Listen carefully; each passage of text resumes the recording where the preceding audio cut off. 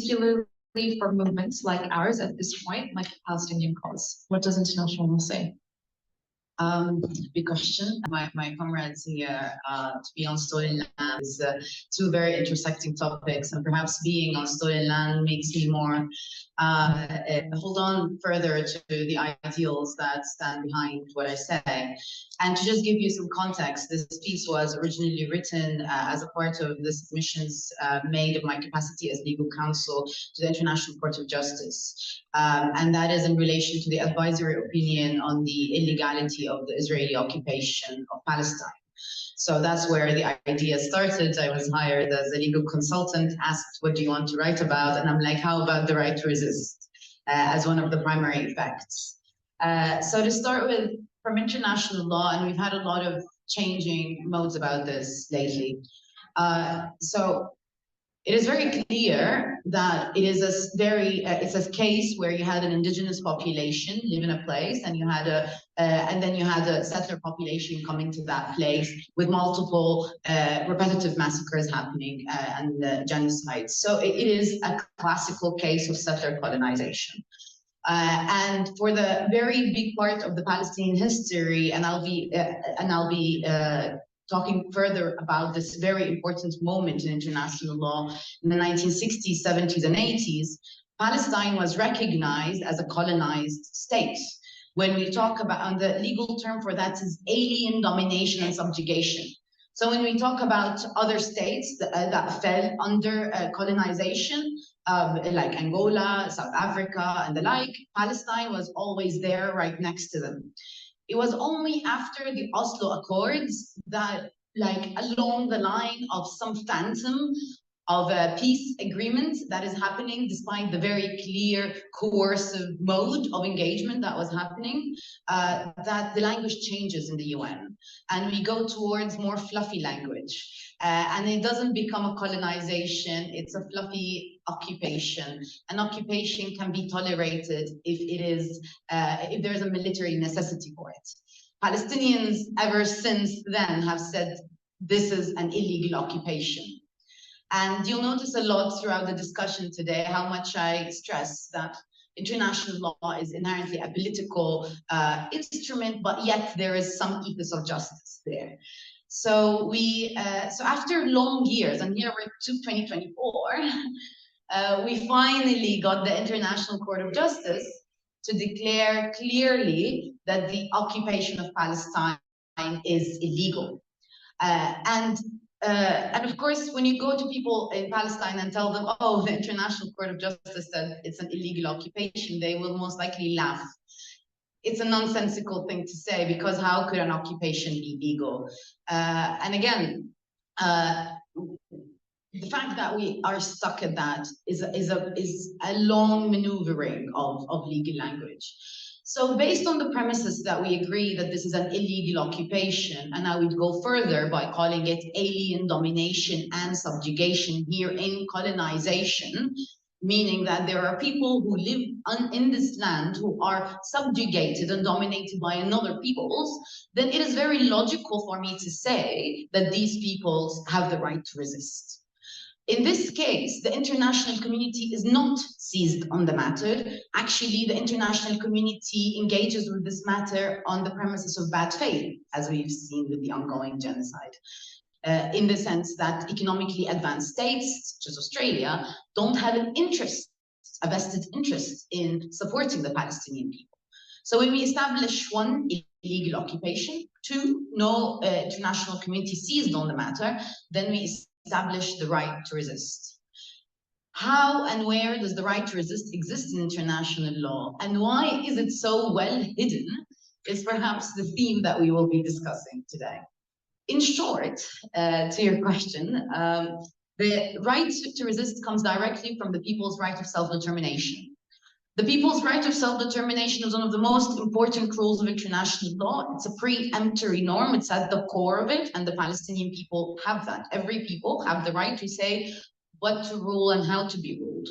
And what is it, the rules of engagement that they want around them? What is their political and economic destiny?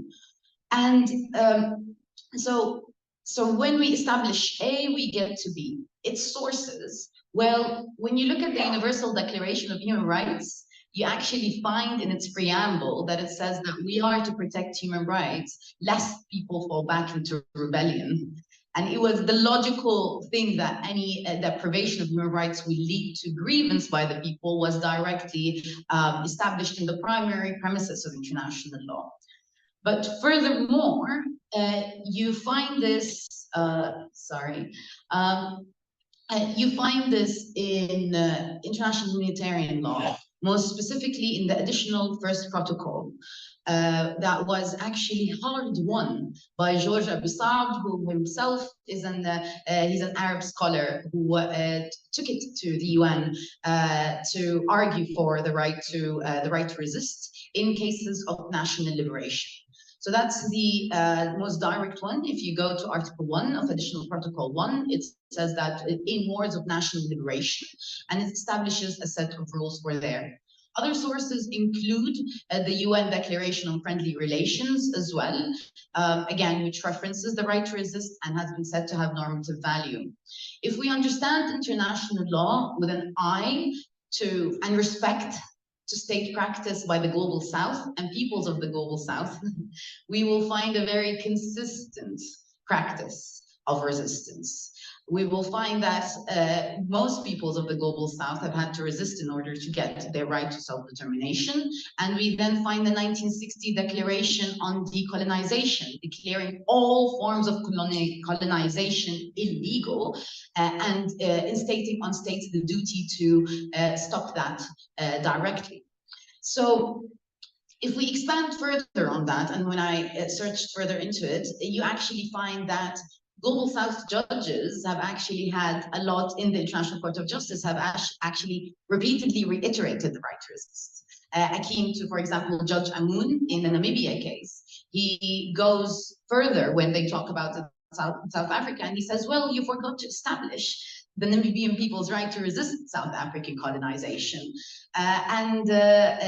Luckily enough, Judge Hilary Charlesworth of Australia has recently reiterated the Palestinian people's right to resist in her declaration in relation to the case on the illegality of Israeli occupation.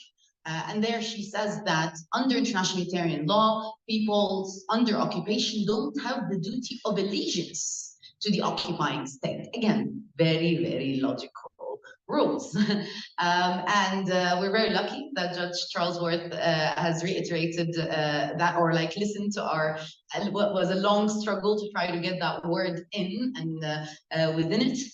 And very importantly, it was recently also stressed by the Human Rights Council in its most recent decision. I believe it was around sometime in June. But if you look for the Human Rights Council decision, the latest one in relation to the Gaza genocide, it directly recognized the inalienable right for people to resist by all means available. And so I've gone through a lot of trouble discussing this right across the world. So for the need of clarity, and because some people would presume that as an Arab woman, I would have an insistence like an appeal of violence, perhaps somewhere in their subconscious. So that's why I have to reiterate this, because you say people have the right to resist. That doesn't mean people have the right to infringe international humanitarian law, which means that even so, and there is a big difference between the rules of the use of force and the rules of conduct of hostilities. So that means that even when practicing the right to resist, you have to abide by international humanitarian law. And that rule applies to everyone. And just because people have the right to resist, that doesn't mean they have the right to infringe international humanitarian law. And again, that is very logical. And none of what I said would have led to that, but it seemed that I had to reiterate that to audiences across the world. I appreciate that. And I guess we will, building on that, talk about the limitations still and what it means to resist by any means necessary or all means necessary. I do want to just go back to something you said, which was, okay, so painting a picture, additional protocol 1, happened in the context of a wave of post-colonial or anti-colonial rather struggles for liberation. And so international law actually reflects or responds the time. So there are all these movements, and you have suddenly this recognition in AP1, which was mainly driven by societies or communities who are facing colonization. You have that. You have a UN resolution around similar times of declaring that Zionism is racism. And then fast forward to the 90s, you've got the fall of the USSR, you've got the Oslo Accords, you've got the resolution is sort of rescinded. So that's the kind of context in which we're operating. So clearly, even though there's some consistent practices in international law, there is also a dynamic of power that needs to be, acknowledged, obviously, and double standards and so on. But I'm also interested in the lessons. So you've got Palestine, South Africa, Vietnam, Algeria. How did, you don't have to answer every single one, but how did international legal standards that govern resistances across these different contexts, how did they differ? How did they differ between South Africa and Palestine, noting that there's obviously differences in the context, but there are resistance movements. How did international law treat them? How did it differ? Are there lessons or patterns in the way that international law has responded to these resistance movements? So to answer that question, I have to give the caveat that is always given. Again, international law comes from inherently state discussion and state consent, but coercion plays a very big role and politics plays a very big role. In the 1960s, 70s, there was a breather for states of the Global South in the United Nations, and that's very clear by the language that was being used at the time within that space. And as Judge Alvarez, for example, has noted in the case Anglo-Iranian oil case, he said that because international law was made at a moment where only actually colonizing states partook in its making, and it's primarily premised on Western legal thought, now we need to think of new rules and a new international law. And he said that international law needs to reflect that now it has new members and the respect that it has for these new members. And you can see that the rules of the game that were portrayed by states of the Global South at the time were different. They were calling for the duty of non-intervention. No state has business to do with any other business. You shouldn't be acting as a proxy in another state's war. Sovereignty over natural resources, duty of non-domination. It was a very strong politics of you don't get to dominate someone else. So that language flourished, and actually at that time there was the creation of the Algeria Charter, which is a great instrument that was during a meeting of Global South peoples as well as representatives of states that again reiterated the people's right to resist, but also had very strong language, for example, in relation to economic self-determination. And there you also find people like Allende, 1972, going to the UN and saying corporations are not allowing us to be independent. And the like. And you also have the Tricontinental Conference, which is a very forgotten moment in history where different national liberation movements came together in a conference in Cuba to establish their own rules of the game. Because if we all have studied states, we know all the problem. Not all our states don't represent us. The whole world has been asking for a ceasefire for the past 10 months, and our governments haven't responded. So there is a sound also in international lawmaking by peoples as well as national liberation movements. And movements like the Tricontinental Conference try to say, oh, this is our moment of saying that.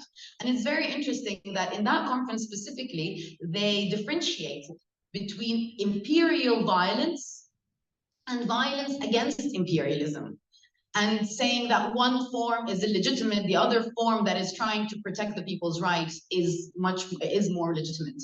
And sadly enough, I can't even find the conference papers. They've been hidden under the ground. We're trying to find them and look for them. But we have only people who have talked about it or the summaries of it. So you find it's very important to look at that moment. But then what happened is the debt crisis, the oil glut, Thatcher and Reagan, the end of the USSR, and all the like, and you find a regression in the language and going back to a separation between the political and the economic, and back to a language that doesn't recognize domination or asymmetry in international law. So it's as if, again, just like it happened with Palestine, that language was buried.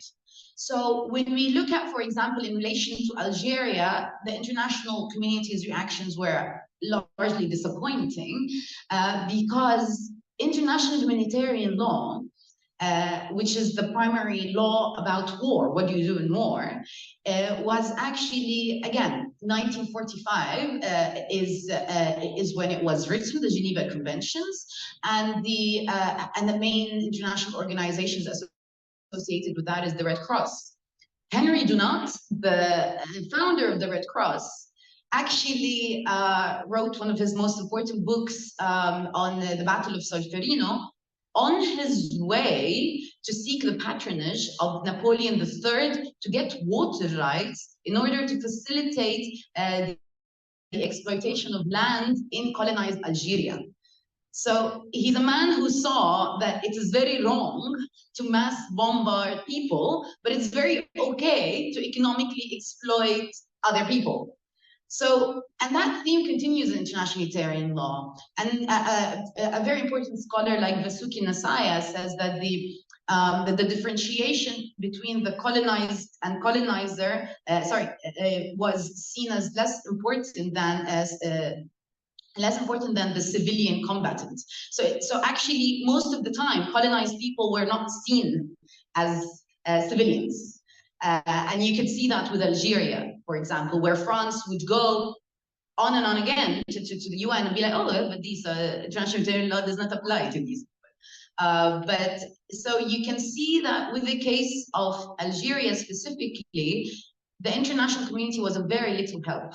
And in a prior panel on the right to resist, there was an Algerian comrade, and he had insisted a lot on how the Algerian colonization ended, primarily through, the French colonization of Algeria, primarily through making the colonization not economically feasible.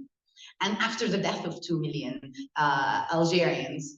But however, the Algerians did take their voices through spaces like the Tricontinental Conference. You also find national liberation actors from Morocco as well, who were leading voices in that space. So you find actually that international was always very, very, very hesitant about this, about recognizing that, but they were not hesitant to recognize it in relation to European people. And you can find that in the discussions of international legal instruments about it, especially in the Geneva Conventions. Even the representative of Belgium, the representative of France, they were all very sympathetic to resistance in cases of occupation within Europe. And of course, we see that now very much in relation to Ukraine. It is very acceptable to say that the Ukrainian people have the right to resist the Russian occupation. It is very normal to say that the Warsaw Ghetto Uprising was a legitimate form of resistance, and it's celebrated within the halls of the UN. It is very normal to look at the Nuremberg trials and the very early cases of the Hague Court. When it comes to Europe, it is okay to resist the occupation. When it comes to outside of Europe, resistance is actually only won through a lot of different means until it is recognized by the international community. But I have to also say that when you look at General Assembly resolutions of that era, there's an abundance of UN General Assembly resolutions that, and especially the ones that have to do with applying the Declaration Against Colonization, that reiterate the people's right to resist by all means available at their end, mentioning Palestine multiple times, mentioning people of Angola, South Africa, Algeria. You can find it dispersed, but in international law, when states repeat something, and they seem to agree with it. That is the premises to establish customary international law, which is also another way to say that the right to resist exists, is through looking at state practice at that time, which very strongly looked at that legitimizing thing. And there you'd see that European states were not really happy in the discussions about it. But as we see now with the case of Palestine, the violence was so big, and the contradictions in international legal language, and in the fact that, oh, this is a space where we talk about justice. It's as if there was, I always call it the insecurity of international law. And then I say that international law claims to be a body that represents justice, and that's the premise on which it bases its legitimacy. As an international legal practitioner, I could tell you that I dare not say the word justice in my field. It's a very political game, but that means that international law is like this insecure guy who represents himself as something and is really not that thing. And what states of the global south has strategically always done, at least what my observation, is to poke on that insecurity. And that's a good part of what we're trying to do now, is to call upon the logic of justice, the very logical claims that were done at the time, the very logical claims that we believe have a very strong premises now. Sorry. I love that. No, please poke away. Thank you. I think it really speaks to who is afforded the right to resist, who is allowed to do that, and which bodies are grievable and which are not, of course. And so I think obviously we are going to speak a little bit again shortly about the limitations, particularly the racial and racist dimensions of international law. I mean, we're hearing about it now. I do want to ask you, because you've argued that the right, that resistance is a continued right, has been a continuous right under occupation. So I wanted to ask you, how has the concept of lawful resistance evolved within international law, which you've talked about a little bit, and how does it apply specifically then to Palestine? Because some of what you've said sounds to me like law has been used where it's served a purpose, it's been used strategically, and at other times it's been used as more of an obfuscating tool. Is that fair to say? So which of the two would you say has applied more in the context of Palestine? How has it evolved and how has it applied to Palestine? So international law can be used as both a tool of oppression and as a strategic and tactical tool to gain, to be able to fight on the international fora. And with relation to Palestine, you see that, for example, again, 1960s, 70s, there was a declarations that found that the Intifada was legitimate. There were declarations that Zionism is a form of racism. And you can also find generally a much more sympathetic tone towards these acts. And especially at the time, because let's say now we live in a post 9/11 world where you can use that rhetoric of the clash of civilizations that we see very strongly now. But that ethos was not that strong back in the 60s and 70s. So in short, I would say, let's look at the establishment of the State of Israel. But before the establishment of the State of Israel, there was a huge revolution by the Palestinians, 1938, around that time, and that wasn't recognized. And when that moment when the UN representatives came to historical Palestine, they had noted the deep injustice. And actually the primary negotiator at the time was assassinated by extremist Zionist organizations. And he recognized that, and he actually then asked that no state of Israel can be recognized without ascertaining the people's right of return, the Palestinian people's right of return who were displaced. And that's 1948. And up until now, actually, when you look at the resolution that established the State of Israel, you'll find in the preamble that the recognition of the Palestinian right to resist is there, and it was a condition of the establishment of the state of Israel. That was never recognized. But then again, and here we play on the politics of international law. In the sense that that moment of recognition was a moment that killed everything before it. And it almost killed the fact that there was Palestinian presence or strong presence in 1948. But after that, you find repetitive, strong statements by economically advanced states, but it never really makes it. It never really makes it to a condemnation or to be called as a terrorist group, which we will be discussing later. It is only. And now it is very important to note the International Court of Justice would never use the word terrorism, nor has it ever actually condemned up until October 7th.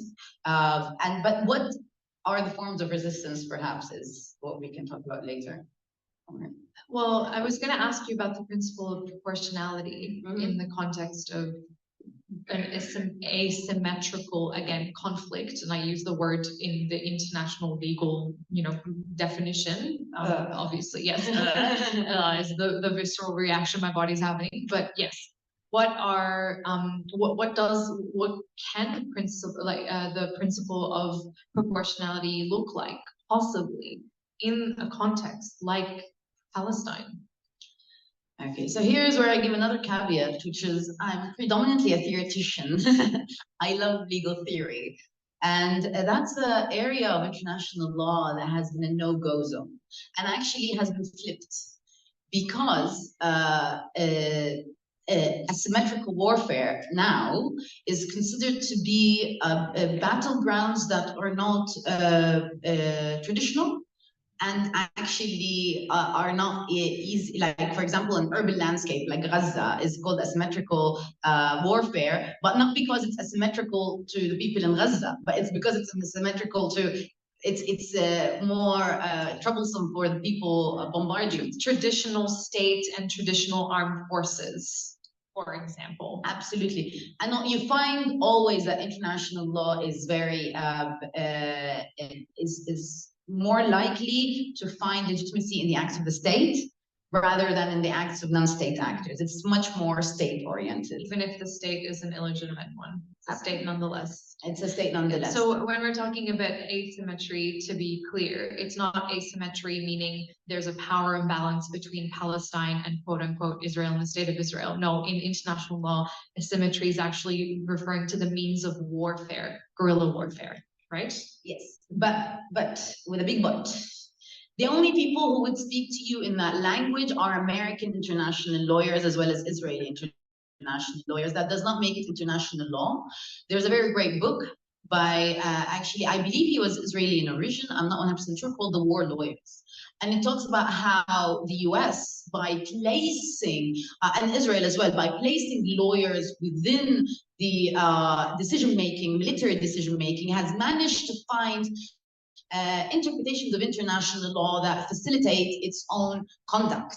So counterinsurgency and asymmetrical warfare, as a scholar from the global south, I refuse to engage with these frameworks, and I find them to be against the demands of justice and very full of what we can call to be indeterminacy. And actually, they don't have customary international legal status. Only find very specific conservative international lawyers engaging with that discourse. I think that discourse needs to be because it's not law. That is closer to lawfare. That is using language that is pseudo-legalized, has nothing to do with question of even. I disagree with how international law develops. But also there's a very important notion in international law that a customary rule cannot develop if it is contrary to law. So to say that you're creating rules that give advantage to the pre-existing powerful body is in one form or the other a legitimation of domination. So yeah, and I would flip it. So an example very quickly would be, the U.S. Finding, legal justification for its preemptive strike in Iraq as a one very famous example, which might be, familiar to people in the audience, I suppose. Let's talk about Israel's right to defend itself. Again, that much maligned, much hated phrase. Israel invokes the right to defend itself against Palestinian, quote unquote, violent resistance. What is international law's stance on that, in theory, and what is the role of the international community then in practice in enforcing justice and relevant legal mechanisms with regards to that? So might be, one thing in theory, what is it in practice, or, are there holes? Again, in theory, after the Second World War, states sat down together, European states sat down together and said no more war.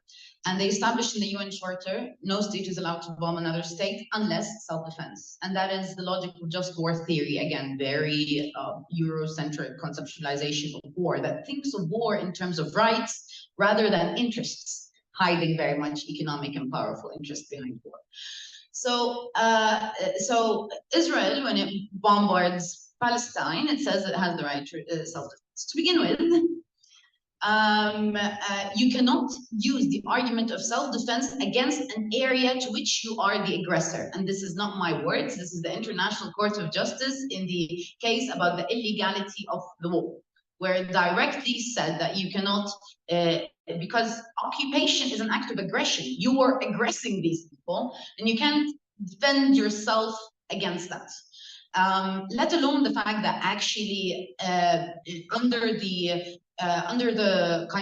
framework that I described before and the right to resist, and also the law of occupation, the occupying power does not have the authority to penalize resistance against it, actually. And also that is in the Convention Against Apartheid. So with that case, sorry, then my mind went away. It's a lot. Maybe this will jog your memory. I mean, I'm interested in hearing about, like, when you say resistance, what does that mean? Like, what is allowed and what isn't allowed, to put it very crudely, under international law. Oh, yeah, but let me finish actually on self-defense. And then it was actually reiterated by the International Court of Justice in this case, that Israel cannot use self-defense to sustain an illegal occupation. And here we need to, I find that international media has tried to stop this very much from understanding. And actually, again, American international lawyers have tried to very much limit what this means. When the International Court of Justice says that the occupation of Palestine is illegal, that means any Israeli foot on the West Bank and Gaza is illegitimate.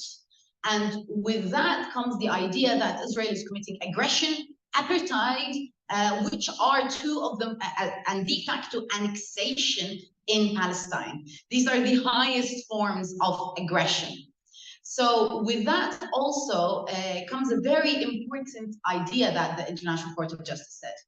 Israel says that it does this because it wants to uphold its own security. And we always hear the argument of Israel's security also by prominent politicians.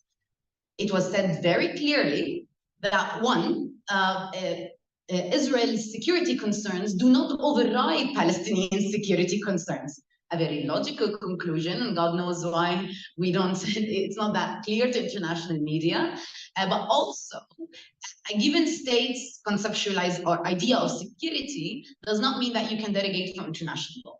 So it means that you cannot really, it means that the idea that Israel has the right to self-defense, and even if, presuming that the argument that I just put forth is wrong, with relation to what is happening now, the right of self-defense can only be exercised in relation to how far the act was. So with relation to October 7th, that meant that Israel's right of self-defense would have ended on October 8th, the moment it was able to deter the attack back into Gaza.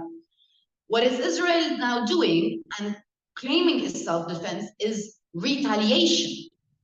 And to say that it has the legitimate military objective of eliminating Hamas, as recently argued on the blog of the, I believe, Opinion Juris, is actually evidence that it wants to commit a genocide.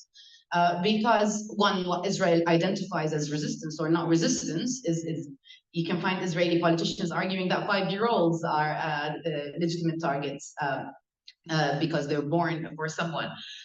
So it is very important to understand that even if so, the right of self-defense is proportional with the respect of international humanitarian law. We're long past that. So that's if it even exists. So Yes. it's almost like what I'm hearing is basically this is it's almost like a red herring. It's an entirely false or fabricated narrative. The right to self-defense as understood in international law is not even available to begin with to an occupying power, a belligerent occupying power state.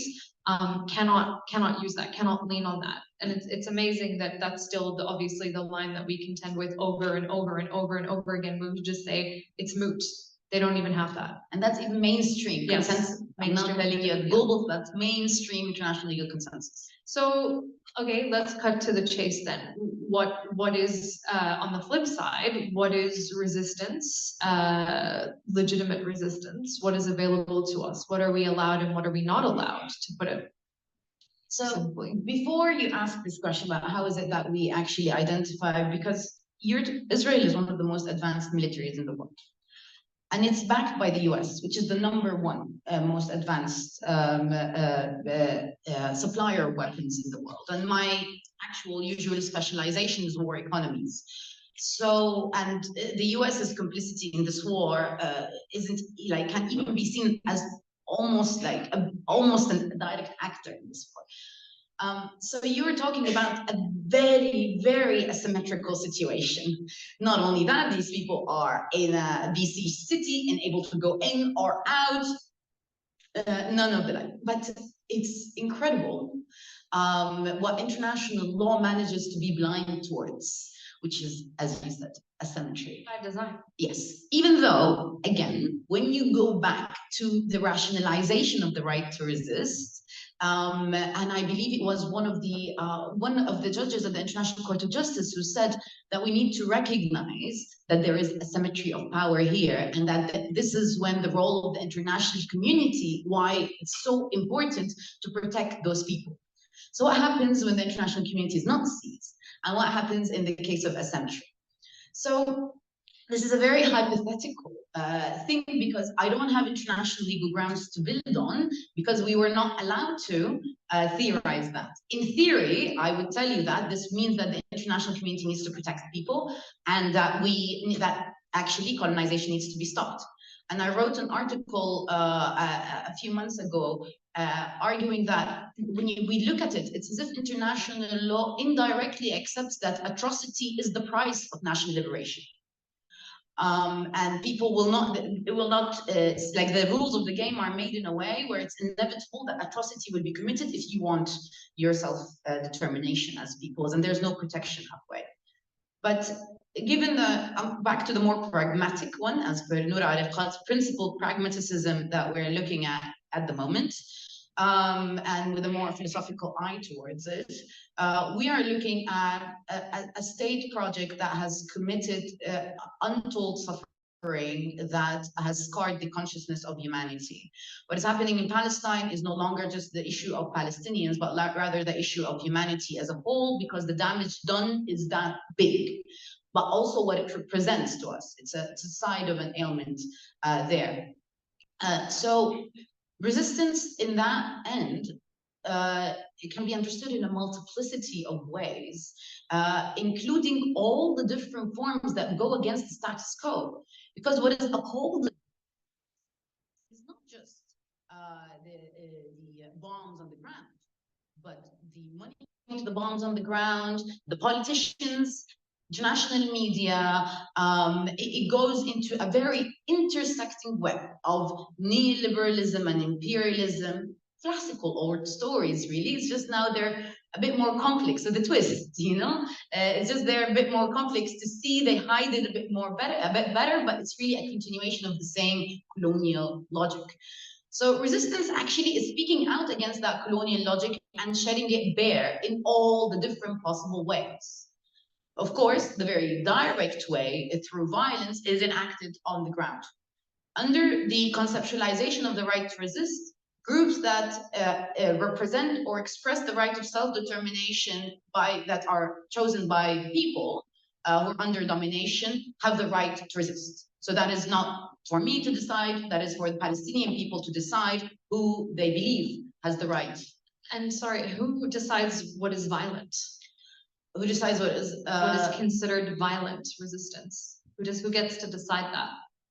Well, it becomes violent when it's armed, like in international humanitarian law. No, well, I mean to say that it often we're accused of being violent in our resistance.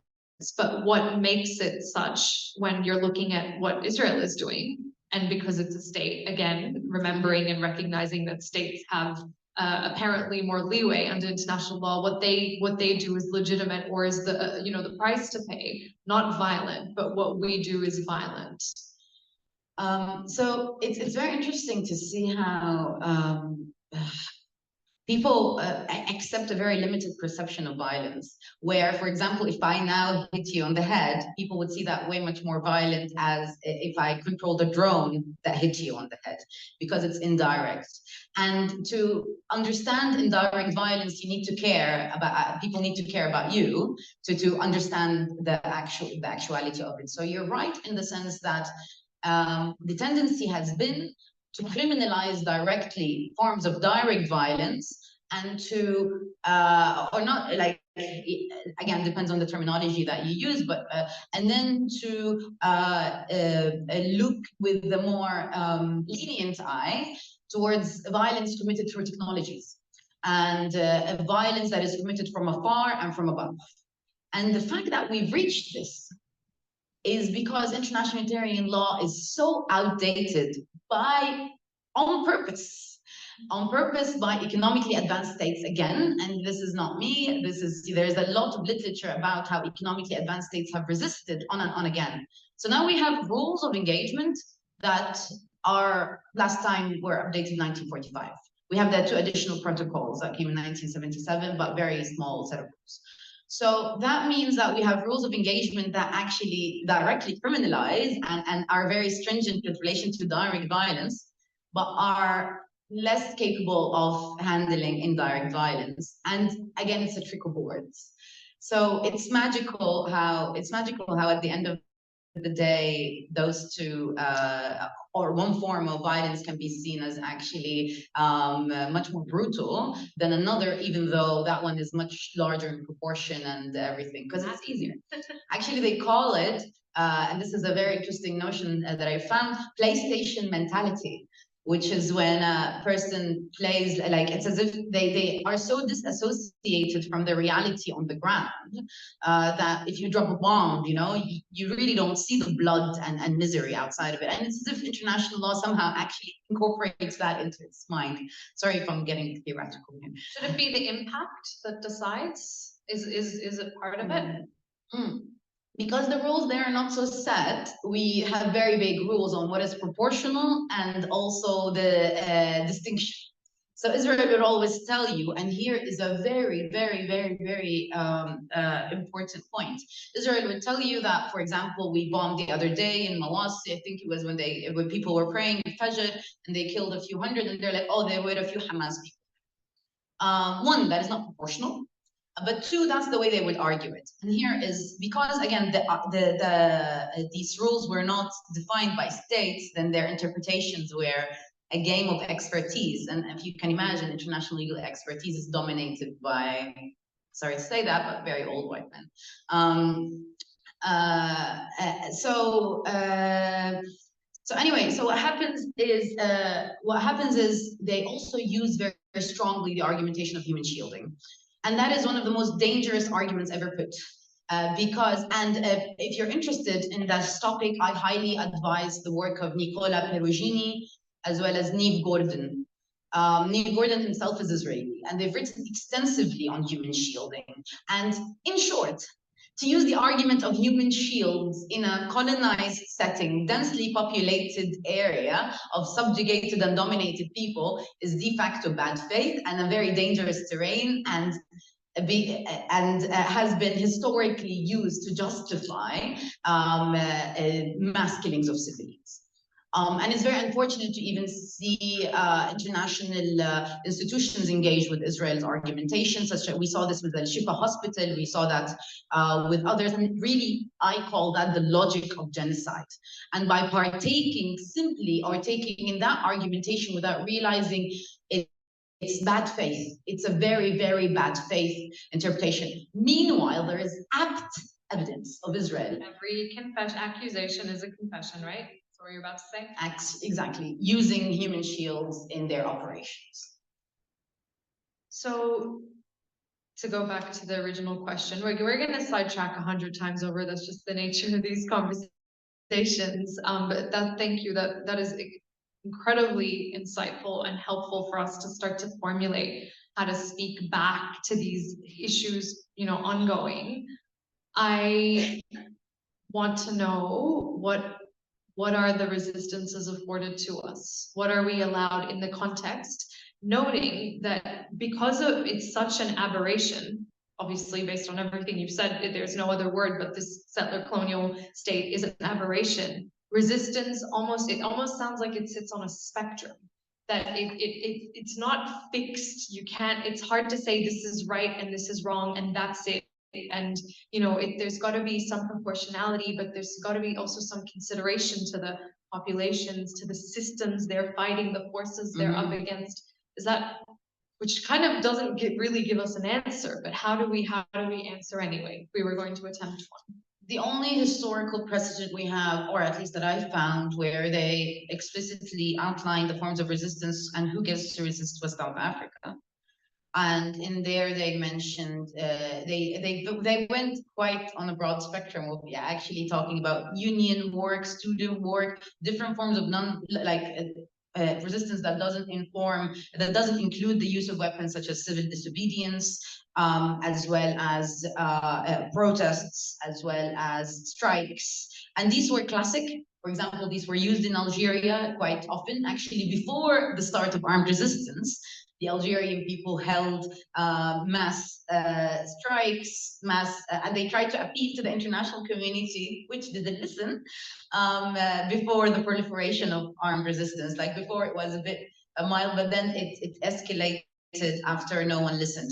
So you see, there are stages of it, let's say.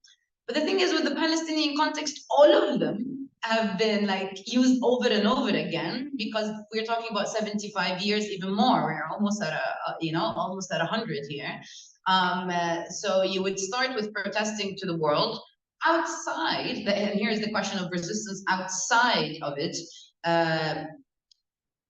It depends, and I believe here is the strength of using this language of the right to resist, in the sense that how far can you take, for example, we're not still at a stage where you can have the right to freedom of speech to talk about resistance. Like we're stretching our boundaries legally here. So perhaps it starts with that. And actually, states have the duty to recognize the legitimacy of resistance. And again, this is not me, this is the Declaration on Ending All Forms of Colonization. And states have the duty to cooperate towards ending colonization. And states have the duty, in the case of Israel specifically, to do everything within their means to end the illegal occupation of Palestine. So again, there is a recognition in, for example, the case of South Africa and the case of Namibia and the case of Angola, the UN General Assembly, and the case of Palestine, the UN General Assembly directly recognized the legitimacy of armed resistance. But in the cases of South Africa and others, the right to strike, which is still a very big debate in international law, as well as the state's duty to protect the people's right of freedom of expression through all different forms, as well as, of course, than the right to take economic measures through the disruption of supply chains and the like. And here, it would be an interesting argument. So, for example, in a hypothetical situation that has happened, of course, a lot in the past few months, that a specific ship comes with weapons to drop at a port in a given European state. To disrupt it, we have advised in relation to the arguments in the courts, because a lot of people got arrested, that actually these people were enacting state duty.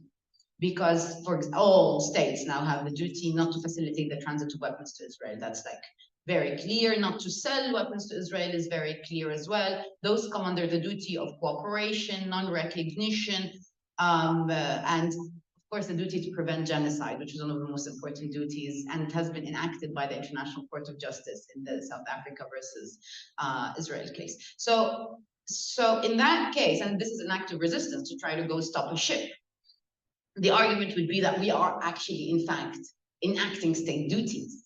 And these acts, and the fact that and here to argue, make an argument for the supremacy of international legal obligations rather than internal laws.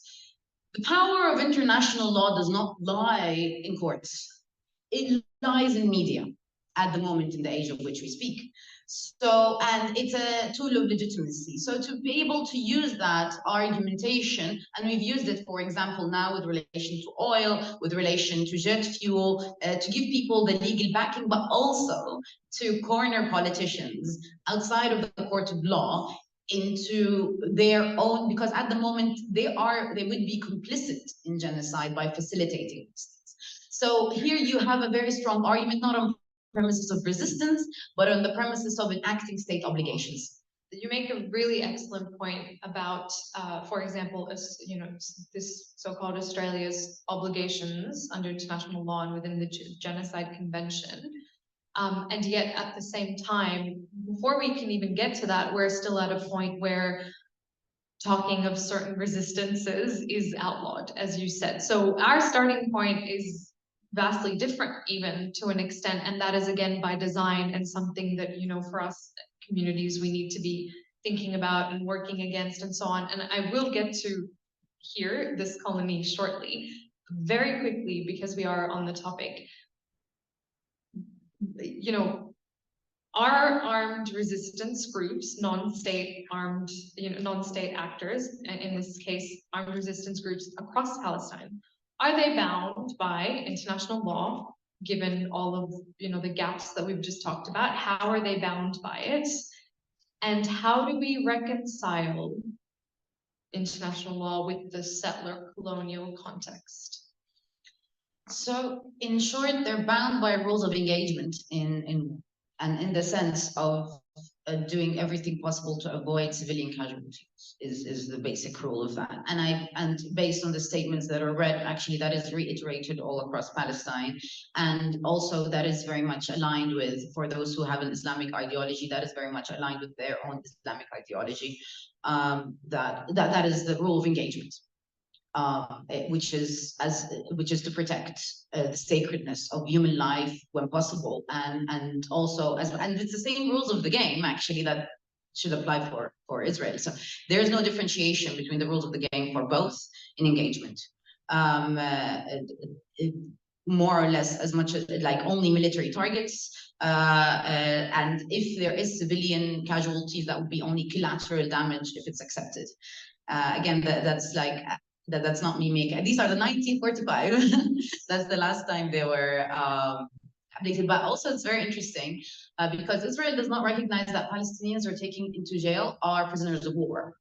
And that is very wrong because these people were the Geneva Conventions apply to them, and not only that, there are in the third Geneva Conventions there is direct references to people who partake in armed resistance as well, and let alone, of course, that Israel's practice of detention is obnoxiously illegal, but because it falls under the human rights arbitrary detention, it's as if you're able to cognitively place to cognitively place them in something that is tolerable rather than much higher up in relation to actually torture and the base, like to criminalize these people is illegal because they're the mass. Of course, this is mostly arbitrary detention.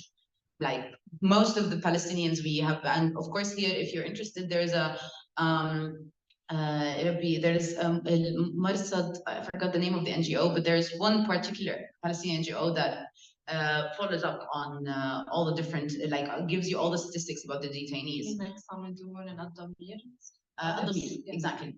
Those would be the ones. But again, the rules of engagement in international law would be the same for both, really. It's wild to me that it can be manipulated so much so that you have, hundreds upon hundreds of Palestinians taken out of our families, communities, taken out of resistance. Obviously, it's deliberate, and human rights can be manipulated and used, co-opted to kind of justify that. I mean, the other thing I think of as you were talking was the fact that you've got Hamas, for example, in Gaza, under severe, conditions of besiegement, putting together, hypothetically, forms of weapons and resistance, and the way they fight guerrilla warfare, versus and what that means in terms of the impact that they will have in using these different types of methods and weapons, versus, say, Israel using very state-of-the-art precision, military techniques and also weapons again. So that asymmetry also extends to what they use as tools in, as modes of warfare, and will impact the impact of that. It's a lot easier to, one would hope, use, sort of these technologies and try and minimize the harm, the civilian collateral damage, the impact, bearing in mind the distinction, but it almost feels like it's the opposite in this case. It's mass, indiscriminate. So what you just described is called lawfare, actually, which is the use of law the use of law as a method of legitimizing. And to keep in mind, the armed is, for example, the U.S. just approved $20 billion of shipments of weapons to Israel. What we've noticed is that Israel actually at some point started to run out of weapons and started to use old weapons that lack precision. But also, for example, 155 millimeter shells, their usage in densely populated areas is de facto, without discussion, a war crime. And what Israel has been doing is taking out its old depot of weapons and just like left, right, and center. And it's very important here to speak the language of military strategy. Israel's military strategy here is to coerce rather than to engage. They're not. This is an exercise in domination and coercion. This is not an exercise in war. What is happening is that if you've ever heard of the concept of a Dahiya doctrine, which is an Israeli practice of putting as much force as possible on the armed groups in order to get them to lean in the negotiations. So they would bomb as much as possible so that they would indirectly coerce the armed group during the negotiations, that they would want to do just anything. Under duress, essentially. That's what you would call, right? Absolutely. And actually, in the most recent report by the International Commission of Inquiry on Palestine, despite the fact that I highly find that to be an inadequate report, they did, of course, say that Israel does use a Dahiya doctrine. And it's very also important to note, which is something that's been driving me crazy. The negotiations that we are hearing about is negotiating the illegal. And no one seems to mind the fact that that they use international law when it's convenient to them, but when it's not convenient, no international lawyer exists in that room. And Israel is negotiating on premises that deny the Palestinian right of self-determination, that deny the Palestinian right of reparation. Literally, they throw out international law. And the same with Oslo. And also on a side note, it's very important to note now, under international law, Oslo is dead. It has been pronounced dead, it has been killed, brutalized. The Oslo is out of the window. And ironically, the UK helped us put the last trigger. And sorry, this is a bit of a like a detour, but they tried to invoke it in the International Criminal Court in order to stop the criminal warrants from being issued, and said under Oslo, Palestinians cannot criminally prosecute Israeli citizens. So if the Palestinians cannot, then they can't refer this case to the International Criminal Court. Of course, then in the very tired, exhausted Palestinian civil society, they forced us all to be on our feet and be like, stop. So they forced us all to sit down and be like, how is it that we are gonna like pull the last trigger on Oslo? And we did actually. Karim Khan took the argumentation on board, Francesca Albanese, the others. So nothing can also be now discussed under the premises of Oslo. That's so is that one of the limitations of trying to reconcile, this body of international law, specifically IHL, and settler colonial context? Because we know that there's gaps. It just cannot. I mean, we could probably talk about the gap. I mean, one of the seminal texts would be Noura Erekat's book, Justice for Some, which I would highly recommend as reading. Do you want to talk about that very quickly before we move on to the next? Can you elaborate further? How do you apply IHL and international law more broadly? Does international law take into account that this is a settler colonial project? No. To put it simply, okay. No, very bad international law. Very, like, again, it's a tool of lawfare. And you will find people like me, along with my comrades. And here, on another side note, my form of thinking is highly identified within the tradition of third world approaches to international law, TWAIL for short.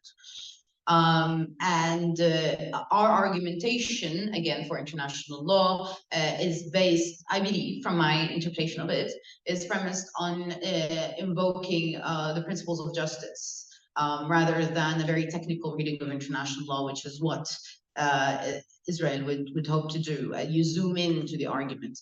And international law is inherently indeterminate, and it depends on the form of argumentation. But then mainstream international law, when it's pushed to the front, has conveniently evaded that. And of course, that is not a coincidence. That is by ultimate design. We can argue against it, and I can bring for you the most, creative forms of argumentation. But within mainstream international law, and if you go to the UN Geneva, and also wonder how difficult it is for Palestinians to get to Geneva, it's almost impossible for the army of stateless people to enter Europe. Geneva is primarily European people talking to European people about the rest of the world, and even the people from the global south there are very much European educated. So even the people there are the elite of their countries, and as Fanon always reminds us, the elite of colonized states inherently affiliate with the mentality of the colonizing entity. So you end up in this space where settler colonialism is always this big. We all agree it's bad. If I go to any of my colleagues and be like, hey, what do you think about settler colonization? Horrible. What are we going to do about it? So there's a difference between perceiving and conceptualizing. They perceive that something is bad, but they really don't think of it. And another technique here, and this is an important technique that they use, is called the fragmentation of international law. So you read bits and pieces of international law in isolation to each other. And a technique that people from the global south would try to do is a harmonized reading of international law, being like, oh, these are the principles, the principle of equality. You can't read A and forget B, but it's a technique always of just reading everything separately, technical, zooming in. That's the classic. We'll continue our conversation for the next, maybe, I want to say to 8:15, and then I'm thinking of opening up the floor. How does that sound? People have burning questions. Okay, excellent. So we've talked about theory. That's your favorite thing. I love practical, and I want to talk about some of the, the practical sides of violent and non-violent resistance in our movement. So we talked about the legitimacy of armed resistance under certain conditions, but we also know that non-violent civil disobedience, like the pickets and the rallies and the strikes that you've talked about, also are a significant tool. BDS, boycott, divestment, sanctions, would be familiar to many here in the room, has global following, global attention, a massive shift in the scale of BDS, especially in the last close to a year now. How does international law broadly, or specifically, perceive economic boycotts in the context of, the Israeli occupation of Palestine and human rights? So I'm talking about the most recent developments in the field, and this is before this was again us arguing for it, but now we have the most mainstream international legal institutions saying that. So you mean the Palestinians said it first? For just for 50 years or so. In the case of grave illegalities, which is what Israel is committing, that go against the hardcore principles of international law, we can easily argue that what Israel is doing is against international peace and security, meaning, and we can see that it's trying to provoke a regional war. In that, states have different roles of responsibility. Each state has the duty to cooperate towards ending that illegality and not to recognize the effects of that illegality, which is very correct. Like if you start a specific contract on the premises of something illegal, then I can't buy it. If you steal someone's house, I can't buy it from you because it's premised on illegality. That's the duty of non-recognition. Think of those two together, and the International Court of Justice said that very clearly. It said that states have the duty to also stop economic engagements that facilitate the continuation of the Israeli occupation of Palestine. And then in its decision, it went over and over again about how systematic and structural is this occupation. It is ingrained and facilitates the Israeli economy. It goes within resource exploitation with the water, the minerals. It goes with power, energy. It goes with legal systems. It goes with monetary systems. It's so deeply ingrained. And the International Court of Justice did explicitly say that. So when it tells us that each state has the duty to undo that, that means a state duty to disengage from the Israeli war economy as a whole. And war economy meaning any economic activity that would allow Israel to partake in the illegality at hand. That's one premise. The second premise is the fact that we have the duty to prevent genocide. That one, from the Bosnia case, states have to do everything within their capacity to prevent that genocide. That means, again, it stretches to what is it that I could do to stop it? And of course, that would include things that you would be able to influence. When we put all of these together, there is this thing called international law, states a capacity for countermeasures. One of the most prominent countermeasures in the history of humanity, at least in the history of states, has been economic sanctions. It's a very, it's not a violent way. It's at the same time it seeks to take out the economic incentives, and it also recognizes the centrality of profiteering and the war economy to facilitating a specific war. So at the moment, as we speak, BDS in the sense of boycott, divestment, and sanctions as three separate duties actually are the most logical and the most obvious countermeasures that need to be taken by states in order to protect the Palestinian people against irreparable damage.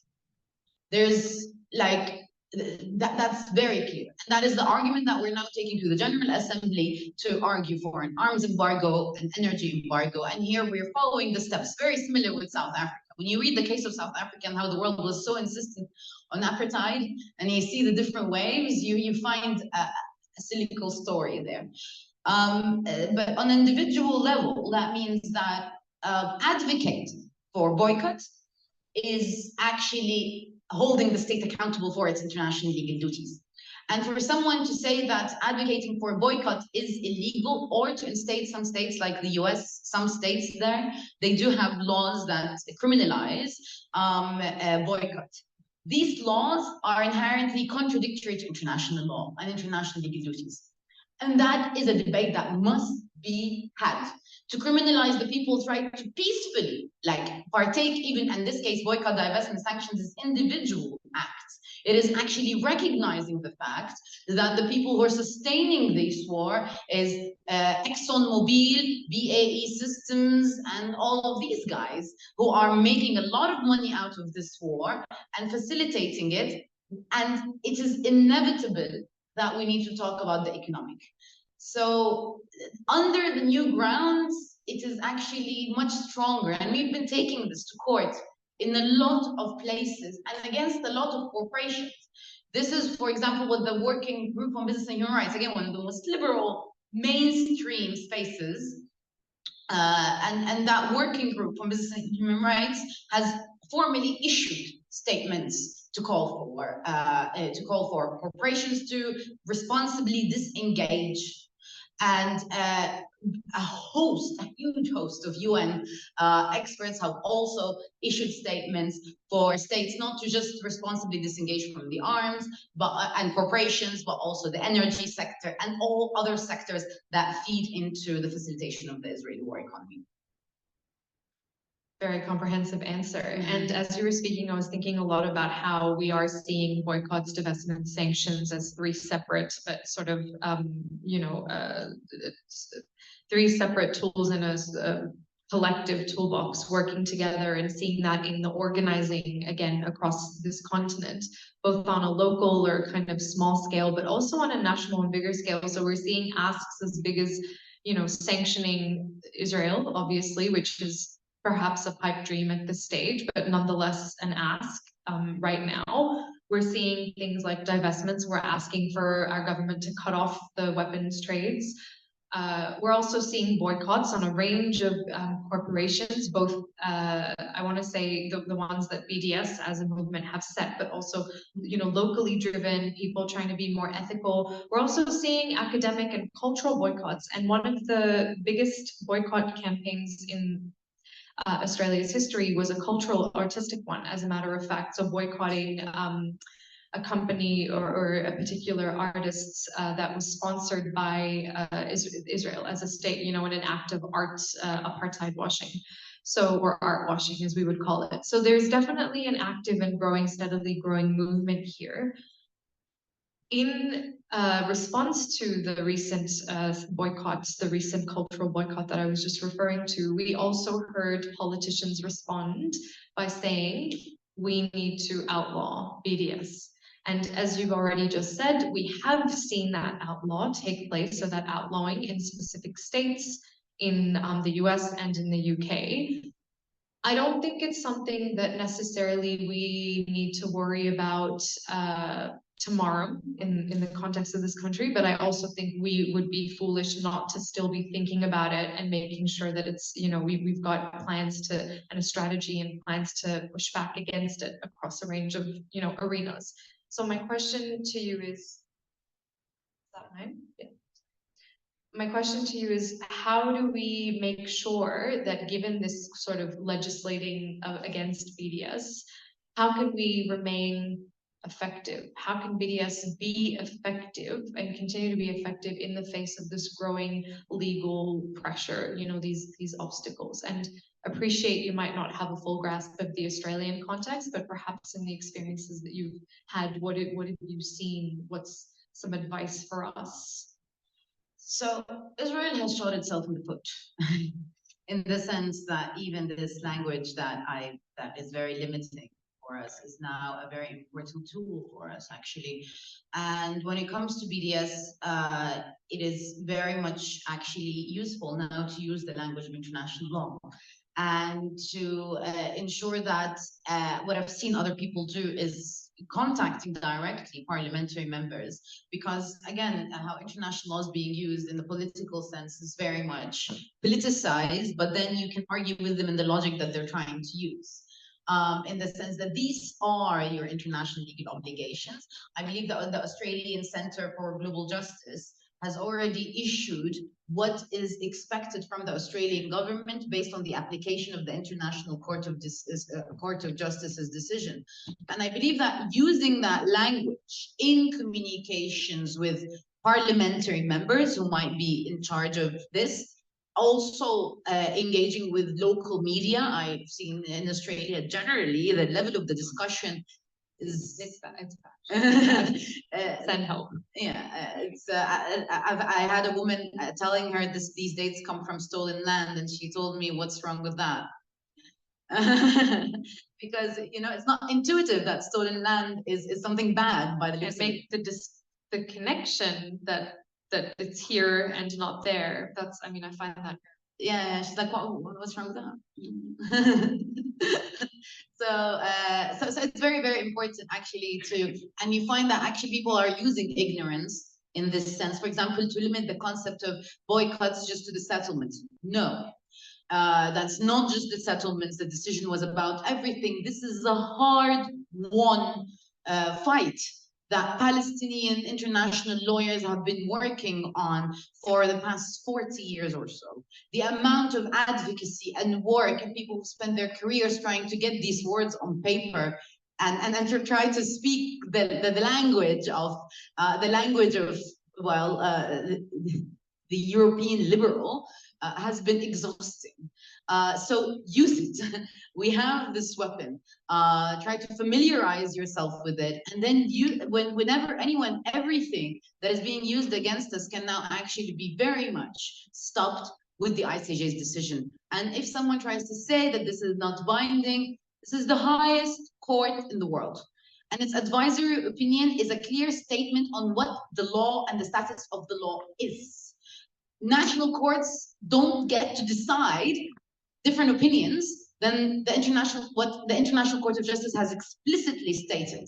So actually, it is a very binding decision that states will not take to the ground seriously. This is the language of international law is, again, it's like as we know it, it's very it comes from a colonizing past, but at the same time, we live in a world where power is the primary virtue in the language of politics. Invoking ideals of justice is important in our discussion. And in this way, what people have worked towards is trying to give a premises that is acceptable within the existing structure of the world. So use that as much as you can, familiarize yourself with that language. Illegal occupation, duty of non-recognition, duty of cooperation, and use that. And that way, even if it gets towards parliament, then you'd be able to, as much as possible, have represent, and that's the best advice. But again, that's just as an international lawyer speaking to you. No, that's very helpful, because my next question was going to be around framing resistance specifically, or the BDS, for example, as part of how do we talk about it in public discourse. And you very helpfully said that we need to be making that connection with international law and these values of justice, aspirations of justice, insofar as we understand limitations, but we still can use it strategically to push our specific actions or goals. So that is a helpful way to kind of discuss and frame it. Taking it a step further, so how do we talk about then armed resistance and counter the narratives around armed resistance? I'm especially thinking about, the way in which media and political discourse obviously, labels anti-colonial liberation movements and our armed struggle as, terrorism, a very easy catch-all phrase to demonize and dehumanize. So how do we, and to delegitimate our armed resistance? So how do we talk about resistance, specifically armed resistance, in these societies in defiance of these labels, whether to media or politicians? My answer to that is short, actually. Terrorism is not an international legal framework. Who decides what is a terrorist group and what is not a terrorist group is a very small set of states. Actually, there is I think at some point there was a General Assembly resolution on the definition of terrorism that directly excluded national liberation movements. So it is, and if you look at the International Court of Justice's decisions, it never uses the word terrorism. So in general, I would advocate for the following. Every single national liberation movement, and here I'm not saying someone's in the national liberation movement or not, but every single national liberation movement in recent history has been called a terrorist organization. That is something that is a very clear fact. Just if you watch Concerning Violence, a documentary by on the work of Frantz Fanon, for example, was done by Spivak, you'll see how all the time the settlers and the colonialists are referring to the resistance as terrorism, and there is a long list of how that was used. So if anything, if we give respect, and this is what I find to be nauseating, there's no respect for histories of colonization. If we respect lessons learned out of colonization, we will understand that the usage of the notion terrorism within a settler colonial context is de facto a bad faith act. And it's de facto a move to criminalize the indigenous population in a very indeterminate legal framework. And you will find people like the BBC, for example, refuses to use terrorism, and that's always being used against it. But in reality, there is no framework. The only framework that we have is actually the frameworks that was established by the US after the wake of 9/11. And there's very vague definitions of what gets to be that and what doesn't get to be that.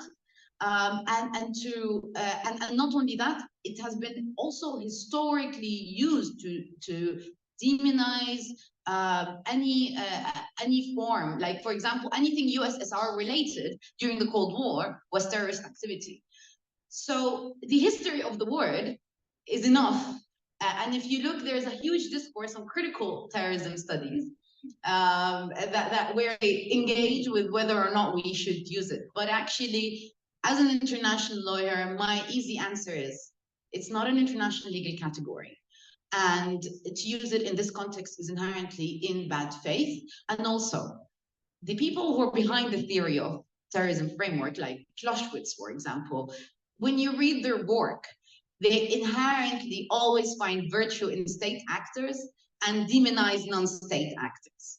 So, and if we identify terrorism as the use of means that terrorize the civilian population, then why is it that Israel is not a terrorist state?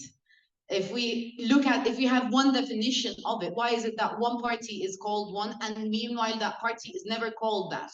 And if we look just at numbers of statistics, if we look at the numbers of terror caused, if we look at the number of how many kids have had their heads torn from their face and how many parents have had to collect their children in body bags, not just during this genocide, but for goddamn, like this is, I'm talking to you as the fourth generation of displaced Palestinian. If I have a child, it will be the fifth generation, and the people being killed at the moment, the 15,000 children are the fifth generation. So for the fact that, and this is something, we call this in semiotics, it's the philosophy of language, it's called an inferential inflection, where you put a mislabeling on something.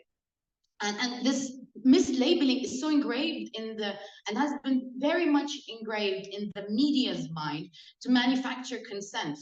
And the word terrorist has been used in what can only be called atrocity propaganda to demonize Palestinians.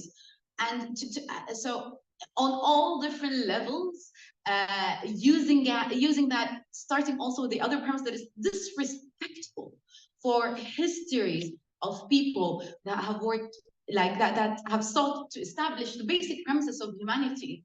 Because again, as established in the principle of international law, it says very clear, colonialism, alien domination, and subjugation will always lead to armed conflict. Because the people, no one will accept that. And if we are serious as humanity about peace and security for everyone, then we should be serious about getting the lessons learned from the people who know domination and subjugation the most.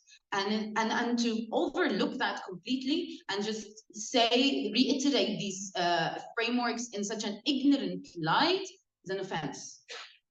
100%. And I think upholding these supremacist systems, I mean, we know why. It is about upholding these supremacist systems by design, these racist systems, because it is the status quo and protecting those in power. So I think, I mean, if I had to put it really simply, like, we know why. We know why terms like terrorism, such loaded terms, are used, as you say, to manufacture consent and, you know, watch wholesale slaughter without a blink of an eye, really. That this has been a decades ongoing investment in this, in using this 9/11 architecture and these terminologies, like, you know, and really stoking the fires of Islamophobia and racism, I think, as well. I have one more question for you before we open up to the floor, if that's okay. You have touched upon it very briefly. Well, actually, no, you touched upon it quite a bit. So if you want to respond briefly, that's okay. Around the rulings. So obviously we've seen international legal rulings recently, and I wanted to talk about the impact of the ICJ, for example, around the construction of the Israeli separation wall, around the advisory opinions, around the court case in January and ongoing. Where do you see these legal decisions in terms of the resistance movement, and should we be thinking about their influence in our strategy and how we talk about BDS and resistance? I mean, you did sort of respond to, so.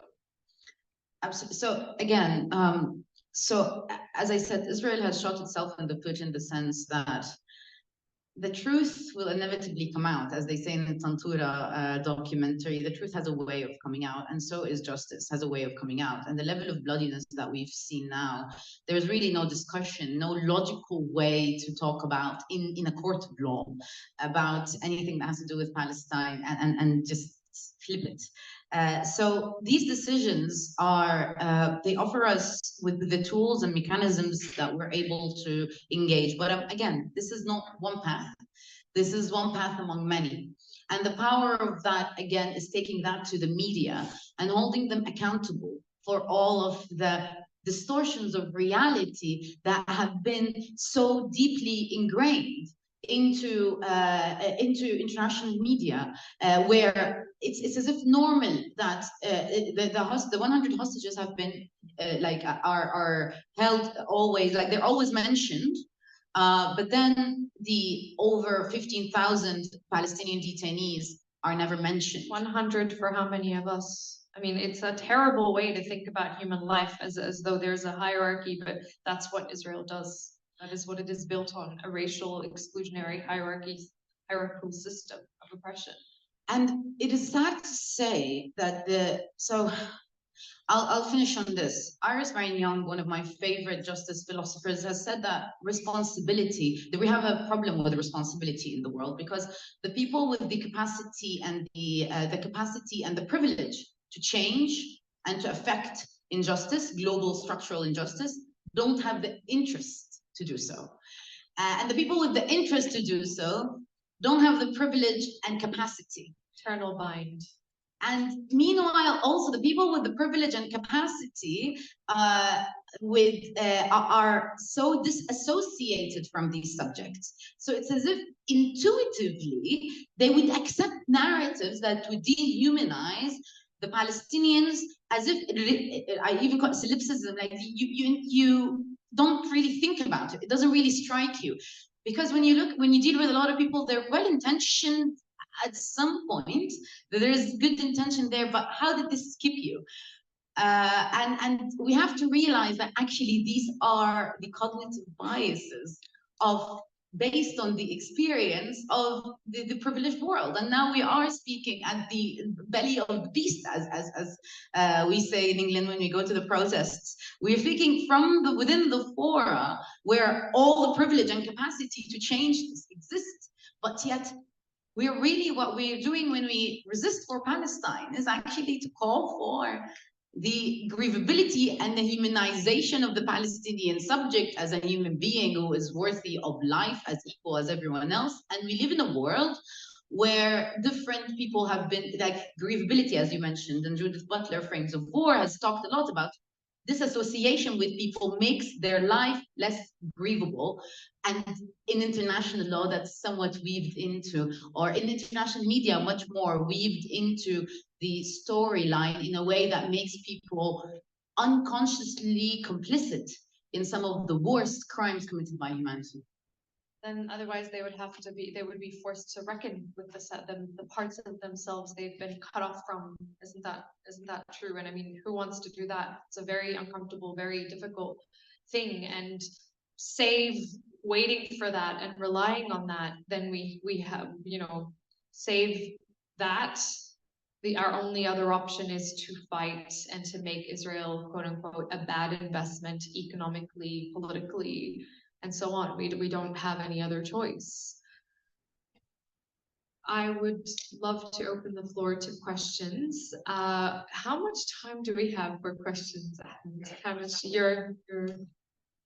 You're running the show here tonight. You tell me. Okay, why don't we start with 1, 2, and then we'll go 3. Thank you. Amazing conversation. I'm Veronica. The talk's so amazing that I have so many questions, but I'll settle with 2. Okay. Oh, okay. Thanks. So my first question is, do you think that the equal application of Geneva Conventions in asymmetrical war is fair, or would that perpetuate colonialism, the current existing IHL? My second question, there will be no settler colonialism without the settlers, such that Frantz Fanon said that only on the corpses of settlers that life can sprung again, pretty much that line. So my question is, what do you think of, do you think that all settlers should be afforded civilian status in settler colonial territory? Aside, not including the obvious settlers who directly participate in hostilities, but yeah, what are settlers, civilian status of settlers in settler colonial territory? Thank you. Do you mean settlers in illegal settlements, or are we talking settlers because it's a colonial? Yeah, the whole everyone that is there that is not indigenous to the land. To be clear. Yes, settlers living on settler colonial lands. Actually, can I just quickly answer that and then we go, so just so that so IHL perpetuating colonialism, indeed, and this is a very big question actually among critical scholars working on the topic. Whether or not the given structures that we have facilitate that, and people like me argue that we really need new rules of the game that recognize asymmetry and domination, and also look at the solid structure of war economies, and that's what I argue for in my book, which is a different starting point for international humanitarian law. But now, again, given people like, there's a scholar called Robert Knox, he says that given that we're not in a global revolution, he identifies tactics. So you could say that my engagement with international humanitarian law is a tactical engagement towards a bigger strategy of trying to work towards establishing different frameworks and rules of the game. Meanwhile, as to the status of settlers from an international legal perspective, and this is all that I could give you,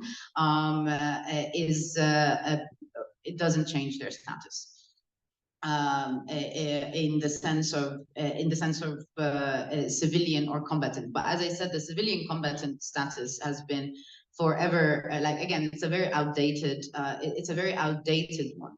But I would tell you this, is that historically speaking, the prior Palestinian resistance movements have always argued for the one-state solution, but also always had the rhetoric that existing settlers who are willing to live on equal rights are not that many actually. Many of them would be appalled by the idea of being equal to Palestinians, but they would have full grounds to live in Palestine.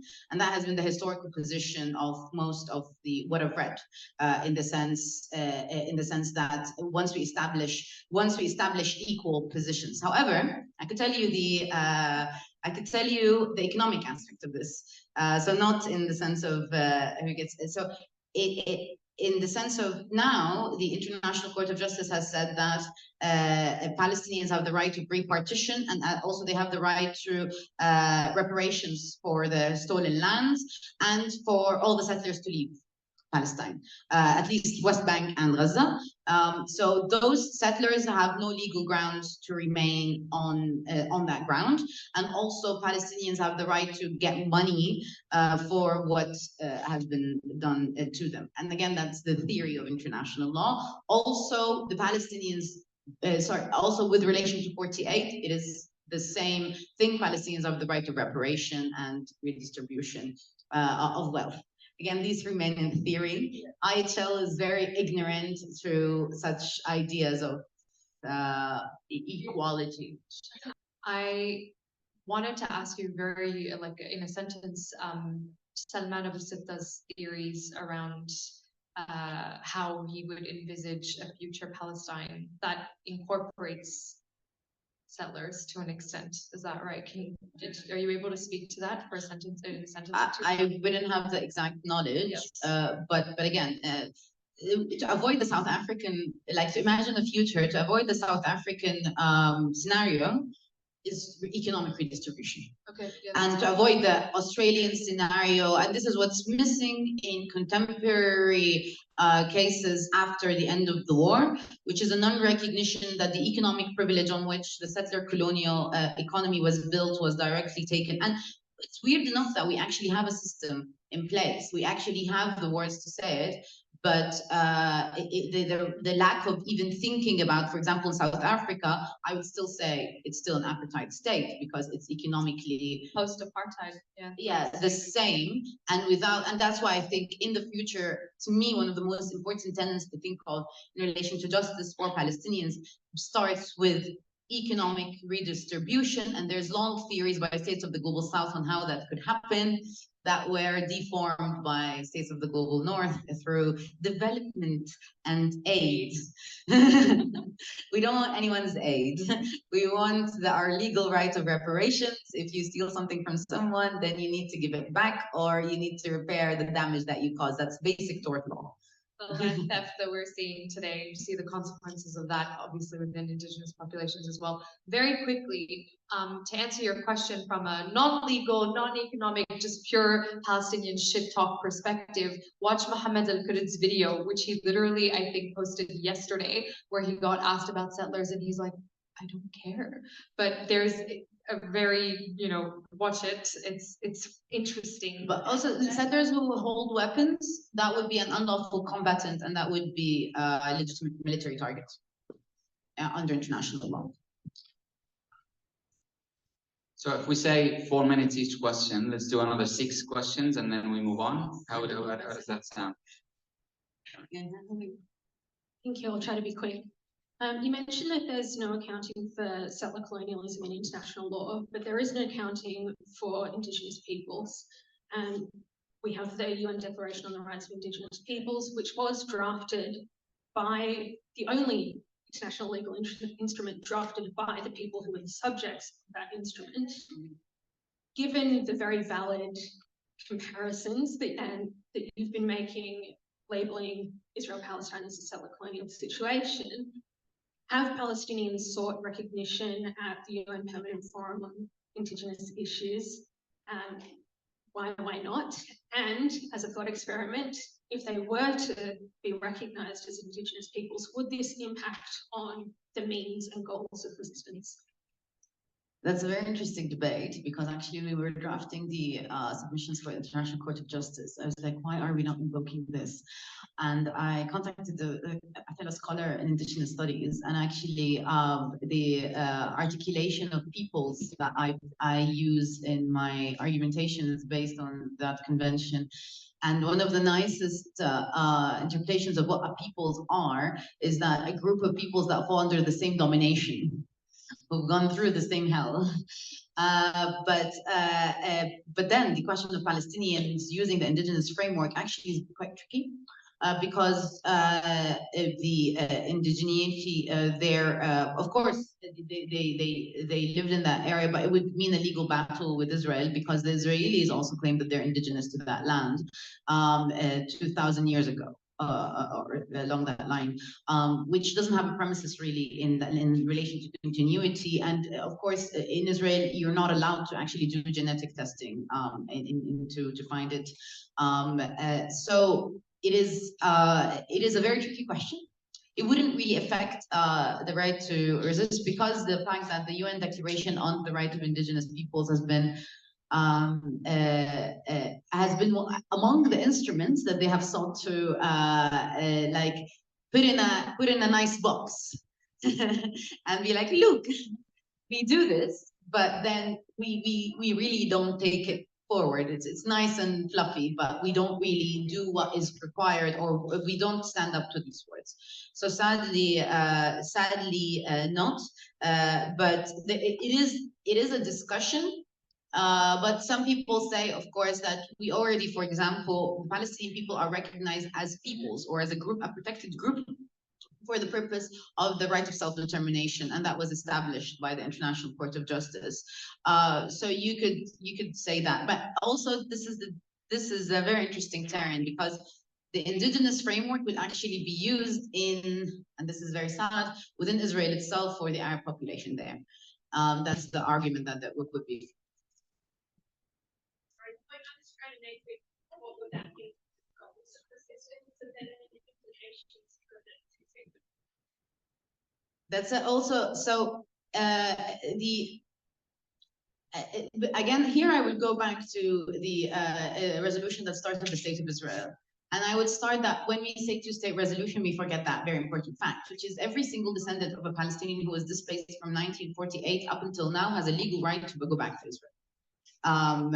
So my great-grandfather was displaced from Jerusalem, and now there is a Russian Jewish family that lives there. I technically, under international law, have the right to go back to that land. And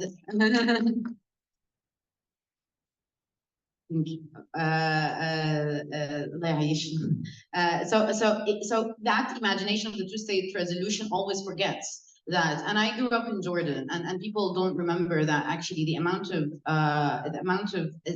Palestinian refugees that still exist all across the world, like, and the millions who trace back their ancestry to very specific bridges within 1948.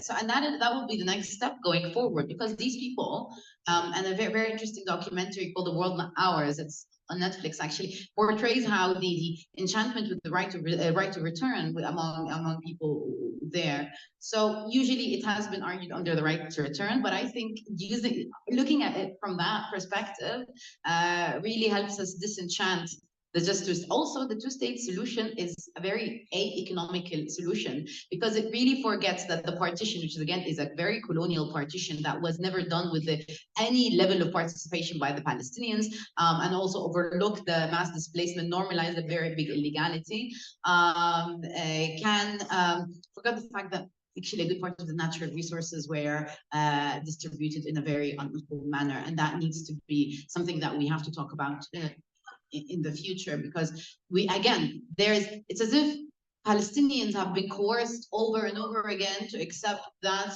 your existence in international law or international legal community is only deemed to be that of a subhuman, and your highest goal to accept is that you're going to be low-wage laborers in the gardens of a higher race. But also we have now the apartheid card. The International Court of Justice said that. So we're collecting cards.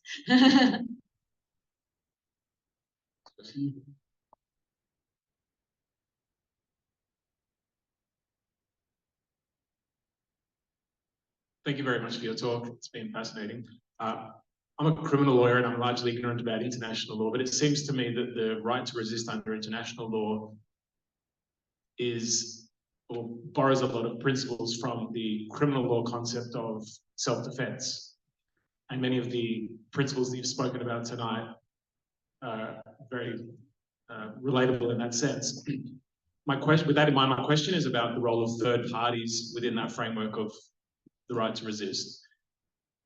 In criminal law, if I'm the aggressor and you're the victim of my aggression, not only can you use self-defense against me, but so could Sarah, for example. Third party can intervene.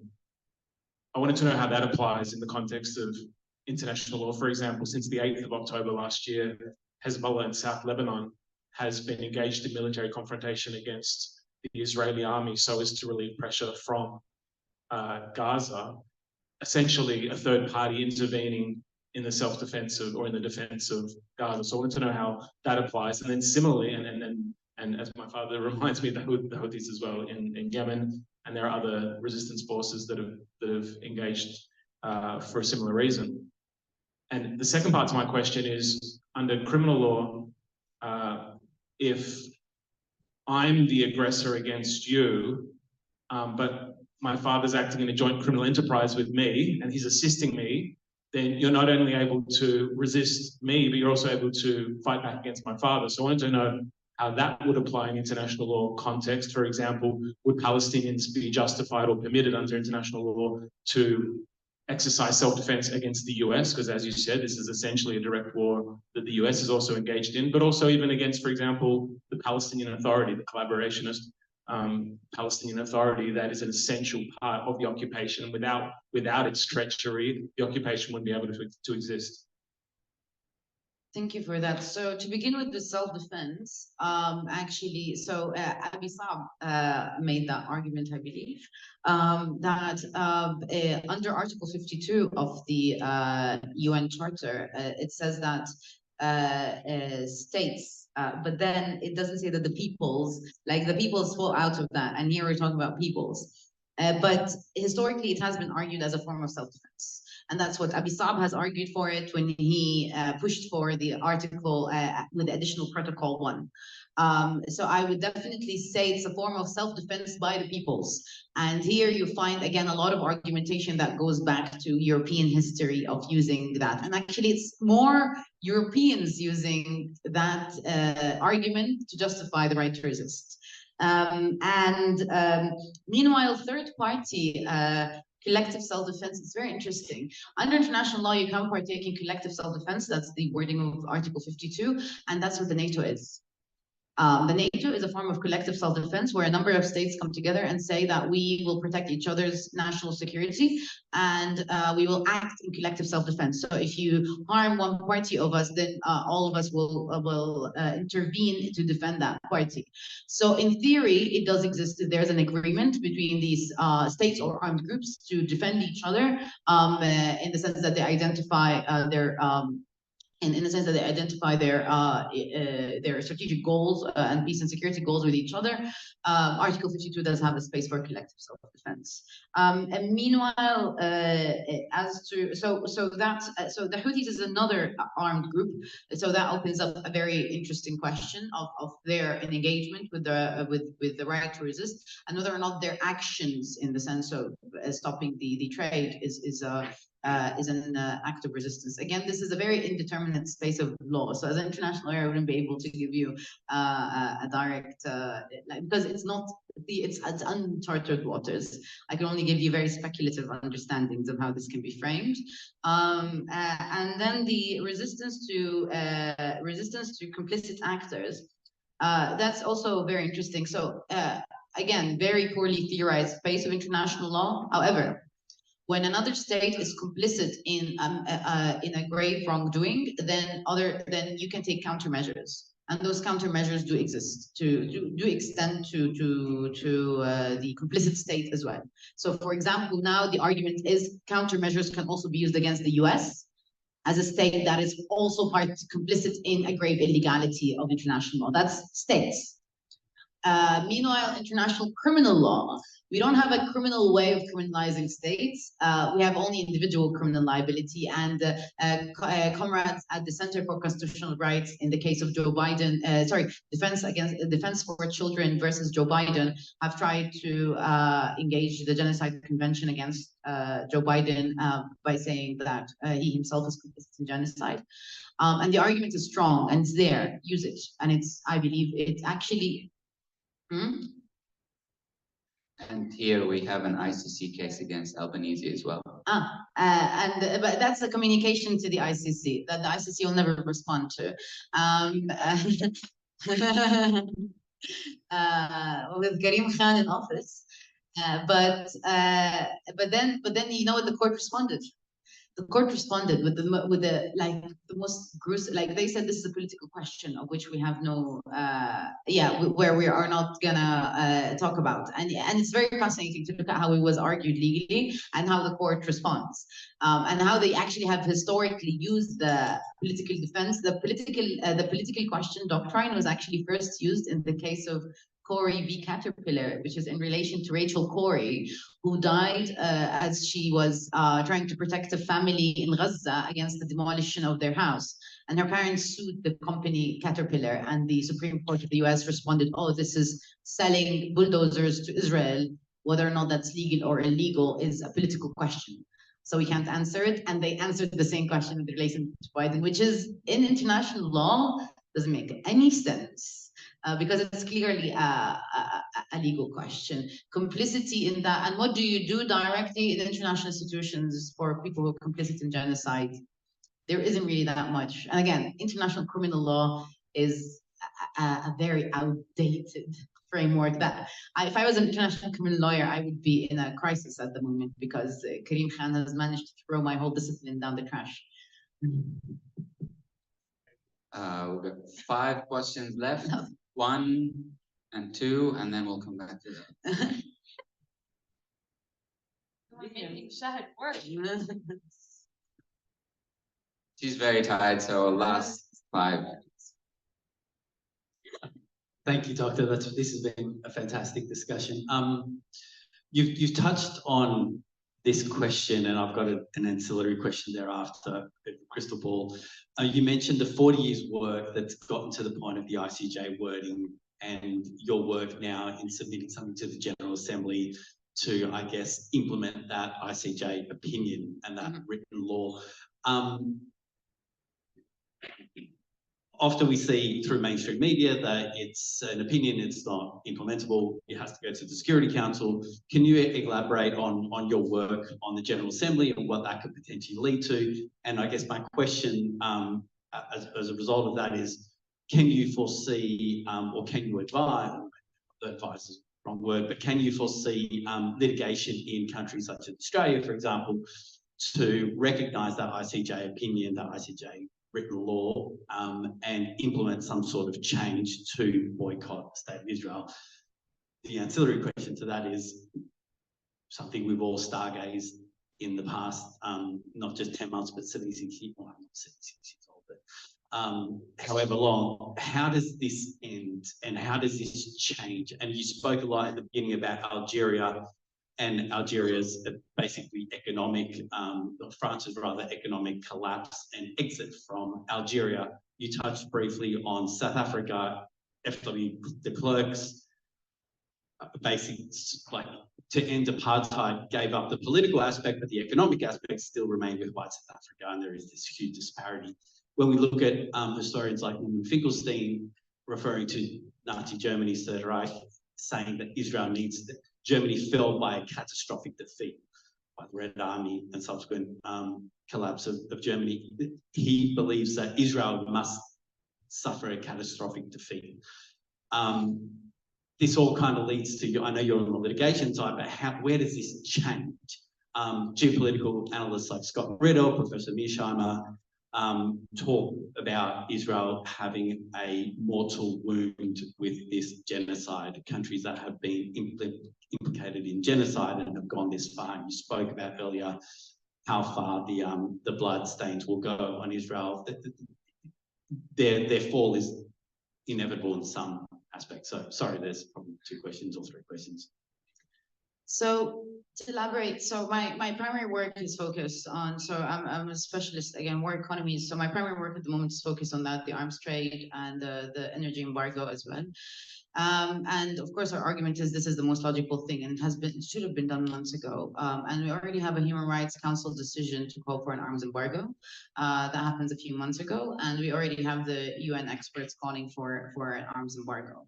On the level of the UNGA, and I'm very sad to inform you with that, and this is not live broadcasted, is it? Okay. Our main problem now is with the Palestinian Authority that is hesitant to do anything about this. And the fear of the Palestinian Authority not doing anything about it, again, goes back to the fact that our states don't represent us. So now we're trying to lobby the Palestinian Authority, can you imagine, in order to push for it. But we're also trying to lobby states in order to find allies in the General Assembly to push for this. This is going to be a battle about the wording. Of how far do we go, and most likely what we'll see if we get to it, and we saw big reluctance because our allies in America are much less than our allies in Europe. In Europe, the civil society organizations are much stronger in their support. In the US, you find they're much more downtoned with this and actually even engage with international law on somewhat an ignorant level. So now we are trying to work on suggesting the language coming from Palestinian civil society organizations for an arms embargo based on historical other arms embargoes. And again, here the idea of an arms embargo is that it's a countermeasure for a state that is committing grave illegalities of international law. But we're also working on implementing that on states. So we're directly, not me, but like the network, we're trying to engage with states on a one-on-one level through legal, but also through lobbying. The best states that have responded to this have been states of the Global South, such as Colombia, for example, that has stopped the coal, which is a very important thing, and that has been the very hard work of Palestinian civil society. So there's a one-on-one level. But then we find that states, economically advanced states, are using, and I'm publishing a piece on this soon, are using different argumentative techniques to evade their international legal obligations, either by denying the reality on the ground or denying international law, or like Canada imposing an arms embargo just in not issuing new licenses but keeping the existing licenses, or like Germany that created this very fake differentiation between lethal and non-lethal weapons, which is like the most illogical thing. Oxfam has been talking about this since 2005. This, you can't really, what's a lethal and non-lethal weapon? God knows. And sadly, the International Court of Justice actually just overlooked that they had this weird differentiation. So we find that states are trying to argue along that path. However, we like this week there was a meeting for the Arms Trade Treaty working group, and we've tried to push it. One technique that actually still hasn't been done by grassroots organizations is to make submissions to the UN, which I think is something that is needed, because that actually helps us improve, like in putting more voices to annoy them in discussion. Because otherwise, had these voices not been in the room, business would have gone as usual, and they would have liked business to go as usual. What we're trying to do now is to disrupt these spaces as much as we can by engaging the legal premises that we have. Whether or not we will be looking at a UNGA resolution for an arms embargo is a very big question. Step number one is calling for an emergency meeting in September. And we have very little allies on it. We're looking towards Algeria. We're looking towards people helping us.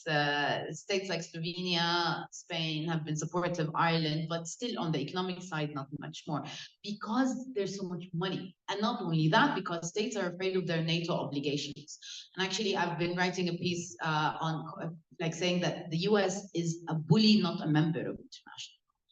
And because the biggest scarecrow that we have now, even when we try to talk to states of the Global South to push for economic sanctions, is, oh, but we are afraid of the US.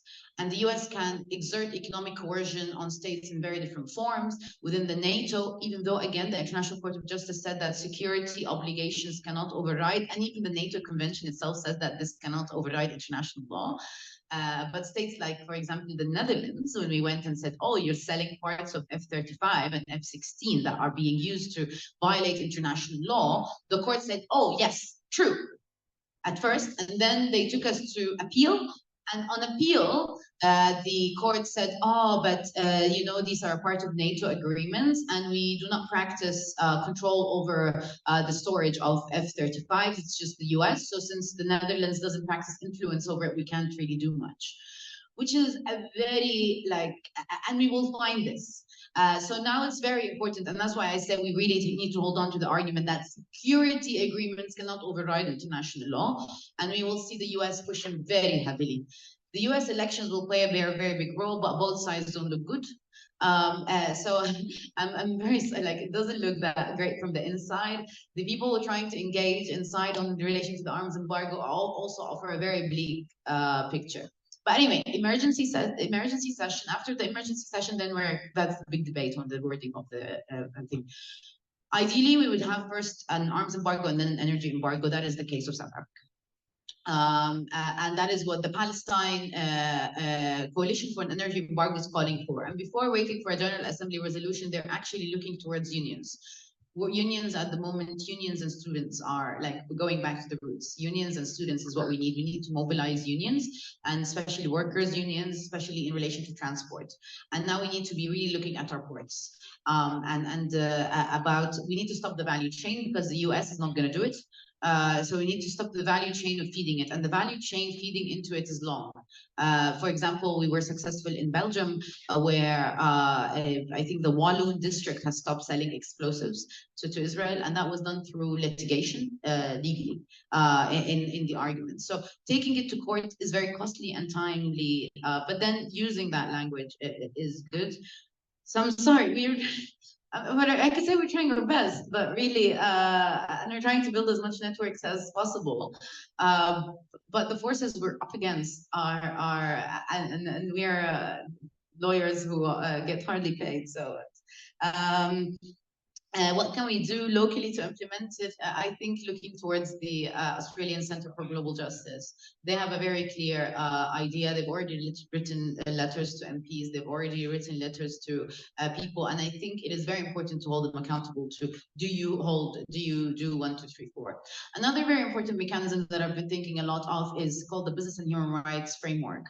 And the Business and Human Rights Framework is non-binding in a sense. And again, the reason why it's so watered down is because of corporate power.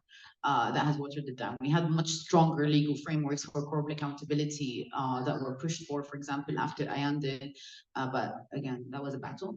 But this Human Rights Framework says that corporations have the duty not to contribute to or benefit from grave violations of international law. And what I've been suggesting is actually warning corporations of their complicity in that, using that level of language, because now it's very clear. Responsible disengagement is the word. If you're interested in that, me and Mark Taylor have published a piece on this in the, I think, Business and Human Rights Institute blog, and there we provide like an argument for it, for against corporations.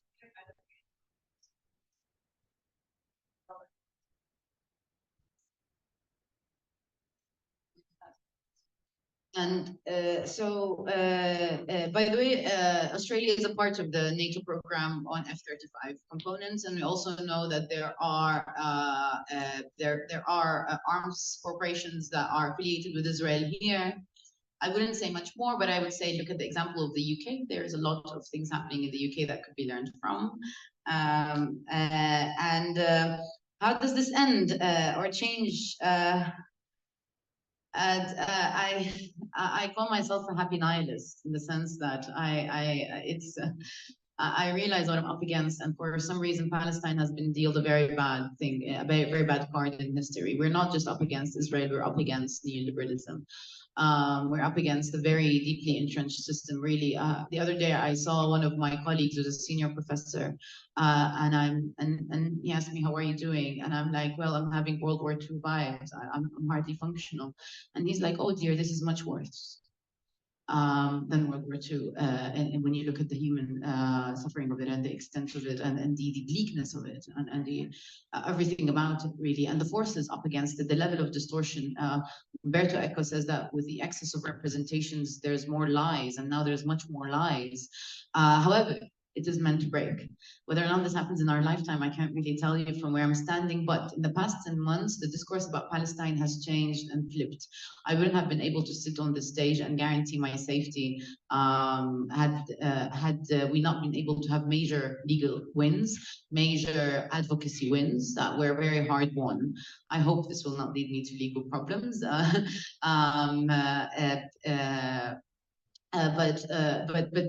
But there is an evolution, and also people are waking up. Also, our whole is in, and like our hope is in mobilization also of the international Jewish community abroad. And I've also been a very big advocate of engaging with more or less left-leaning Jewish communities and putting them in spaces. For example, in the UK, lots of great work is happening with the Jewish Voices for Labour, because they have more privilege, let's say, in the, and a lot of comrades are, of course, like some are like, some think of like, the thing is, it's their cause as much as anyone else's, and I really find that, but there's much more now, especially among the youth. So that's a change, and also what I hear about from people within Israel, from comrades who have family in Israel, they tell me is that people have suddenly had a collective realization of the violent reality that they are living in. That you could see, and I remember it in the past few days, it's been circulating on social media, the scene of people playing on the beach of Tel Aviv, and the people under the, and the violent reality there. So that has become clear. So that is not sustainable. But I don't know if I can't really sell you phantoms of hope, but I could say that like whenever I was losing hope, I was being told that that's what the genociders want us to do. And it's the best option that we have at the moment is to work towards it. Not one path is gonna get us there. And I think there's so many multiple paths. We can do is we try, each person needs to identify what they can do. And no one said that a struggle for liberation is nice. Or fun, or you can take vacations from it. It takes away from your soul, and sadly, a part of us is dead. But as we learned from Palestinian poetry, we will rise from the ashes like phoenixes, and this death will bring us back again stronger with scorching irony, and this pain will help us see the truth much stronger, and not just for Palestine, but as you see with engagement with indigenous peoples here, as you see with Black Lives Matter, as you see with a lot of the other discourses around the world. Palestine has become an emblematic thing of what is the bigger things that are wrong in the world. And we should harness this moment as actually a call for, from my perception, and again, this is a bit idealist, a call for the reigniting a global internationalist movement, and an internationalist movement that sees solidarities across the traditional, like, look towards the working class, affinities against non-domination and the like.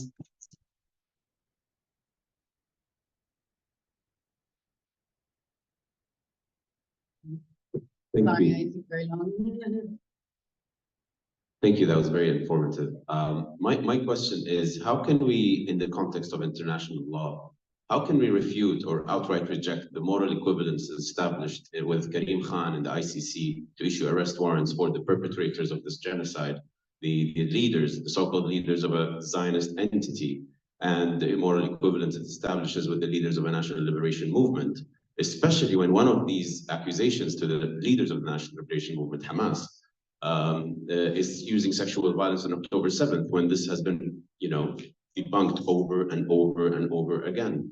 And if there's time, do you see any value of invoking Article 6 in the United Nations, especially the General Assembly, especially before Benjamin Netanyahu is scheduled, Benjamin Milakowski is scheduled to speak in September 26th? Thank you very much.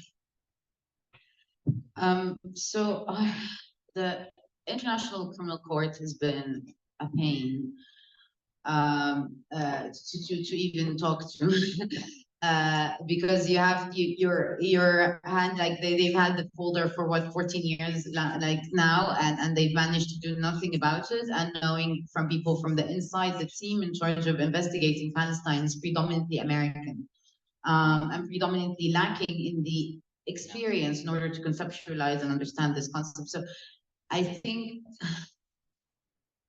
I don't have faith in the ICC. In very short while, I perhaps tactically it can be used, and the arrest warrants, even with the Palestinian side, we're like, whatever. Really, I'm not taking the process there seriously at all. Someone like Karim Khan, like on a personal level, that person knows, like, it doesn't have, is not a moral human being. in short, like on that one. And if you are the prosecutor of the highest court in the world, the least that you could be is a moral, justiciable human being.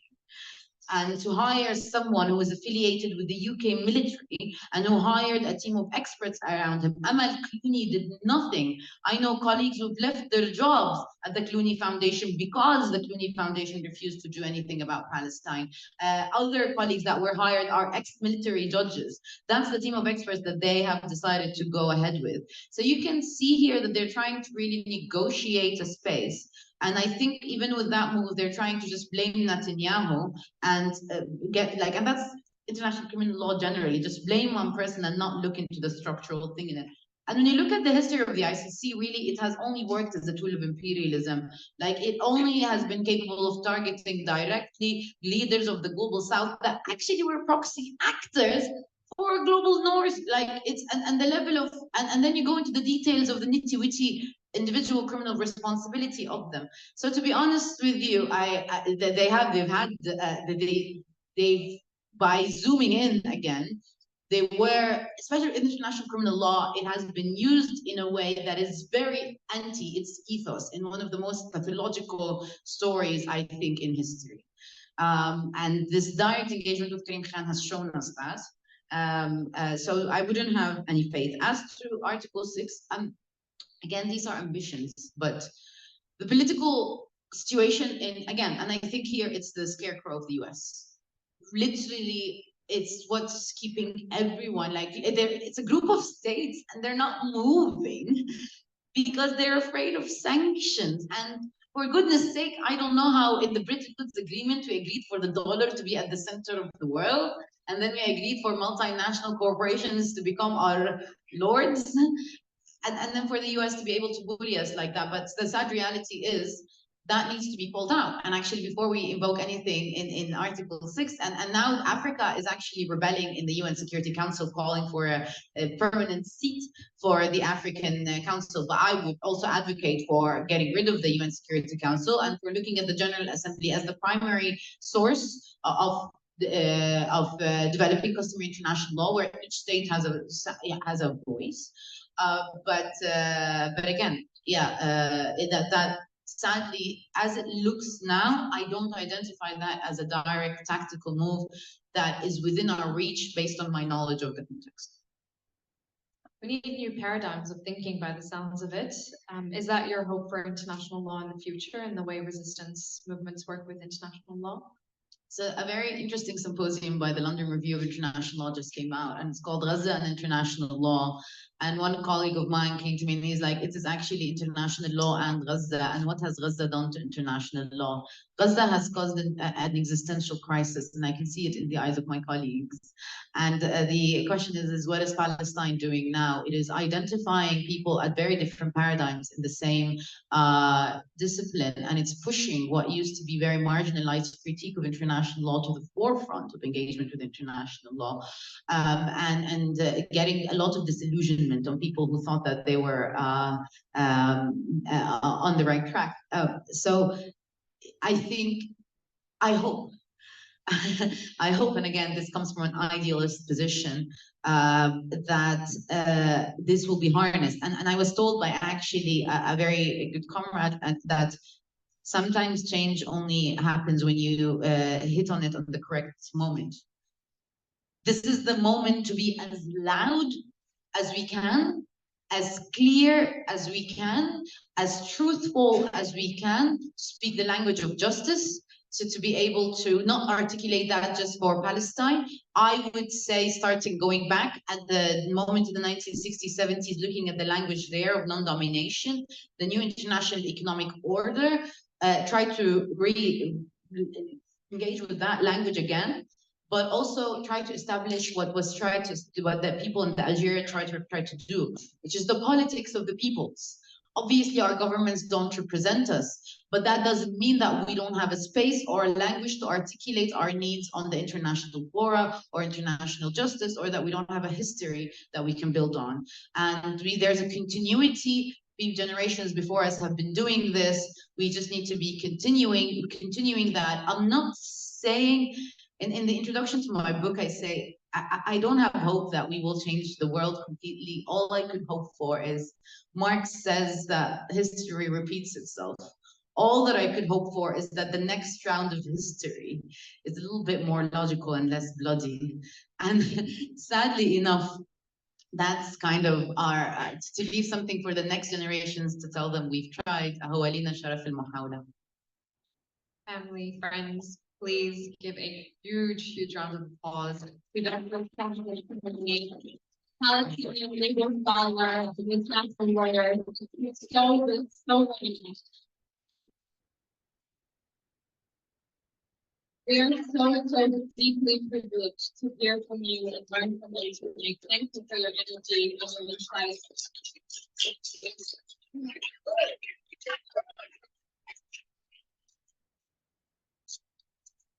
And we can move to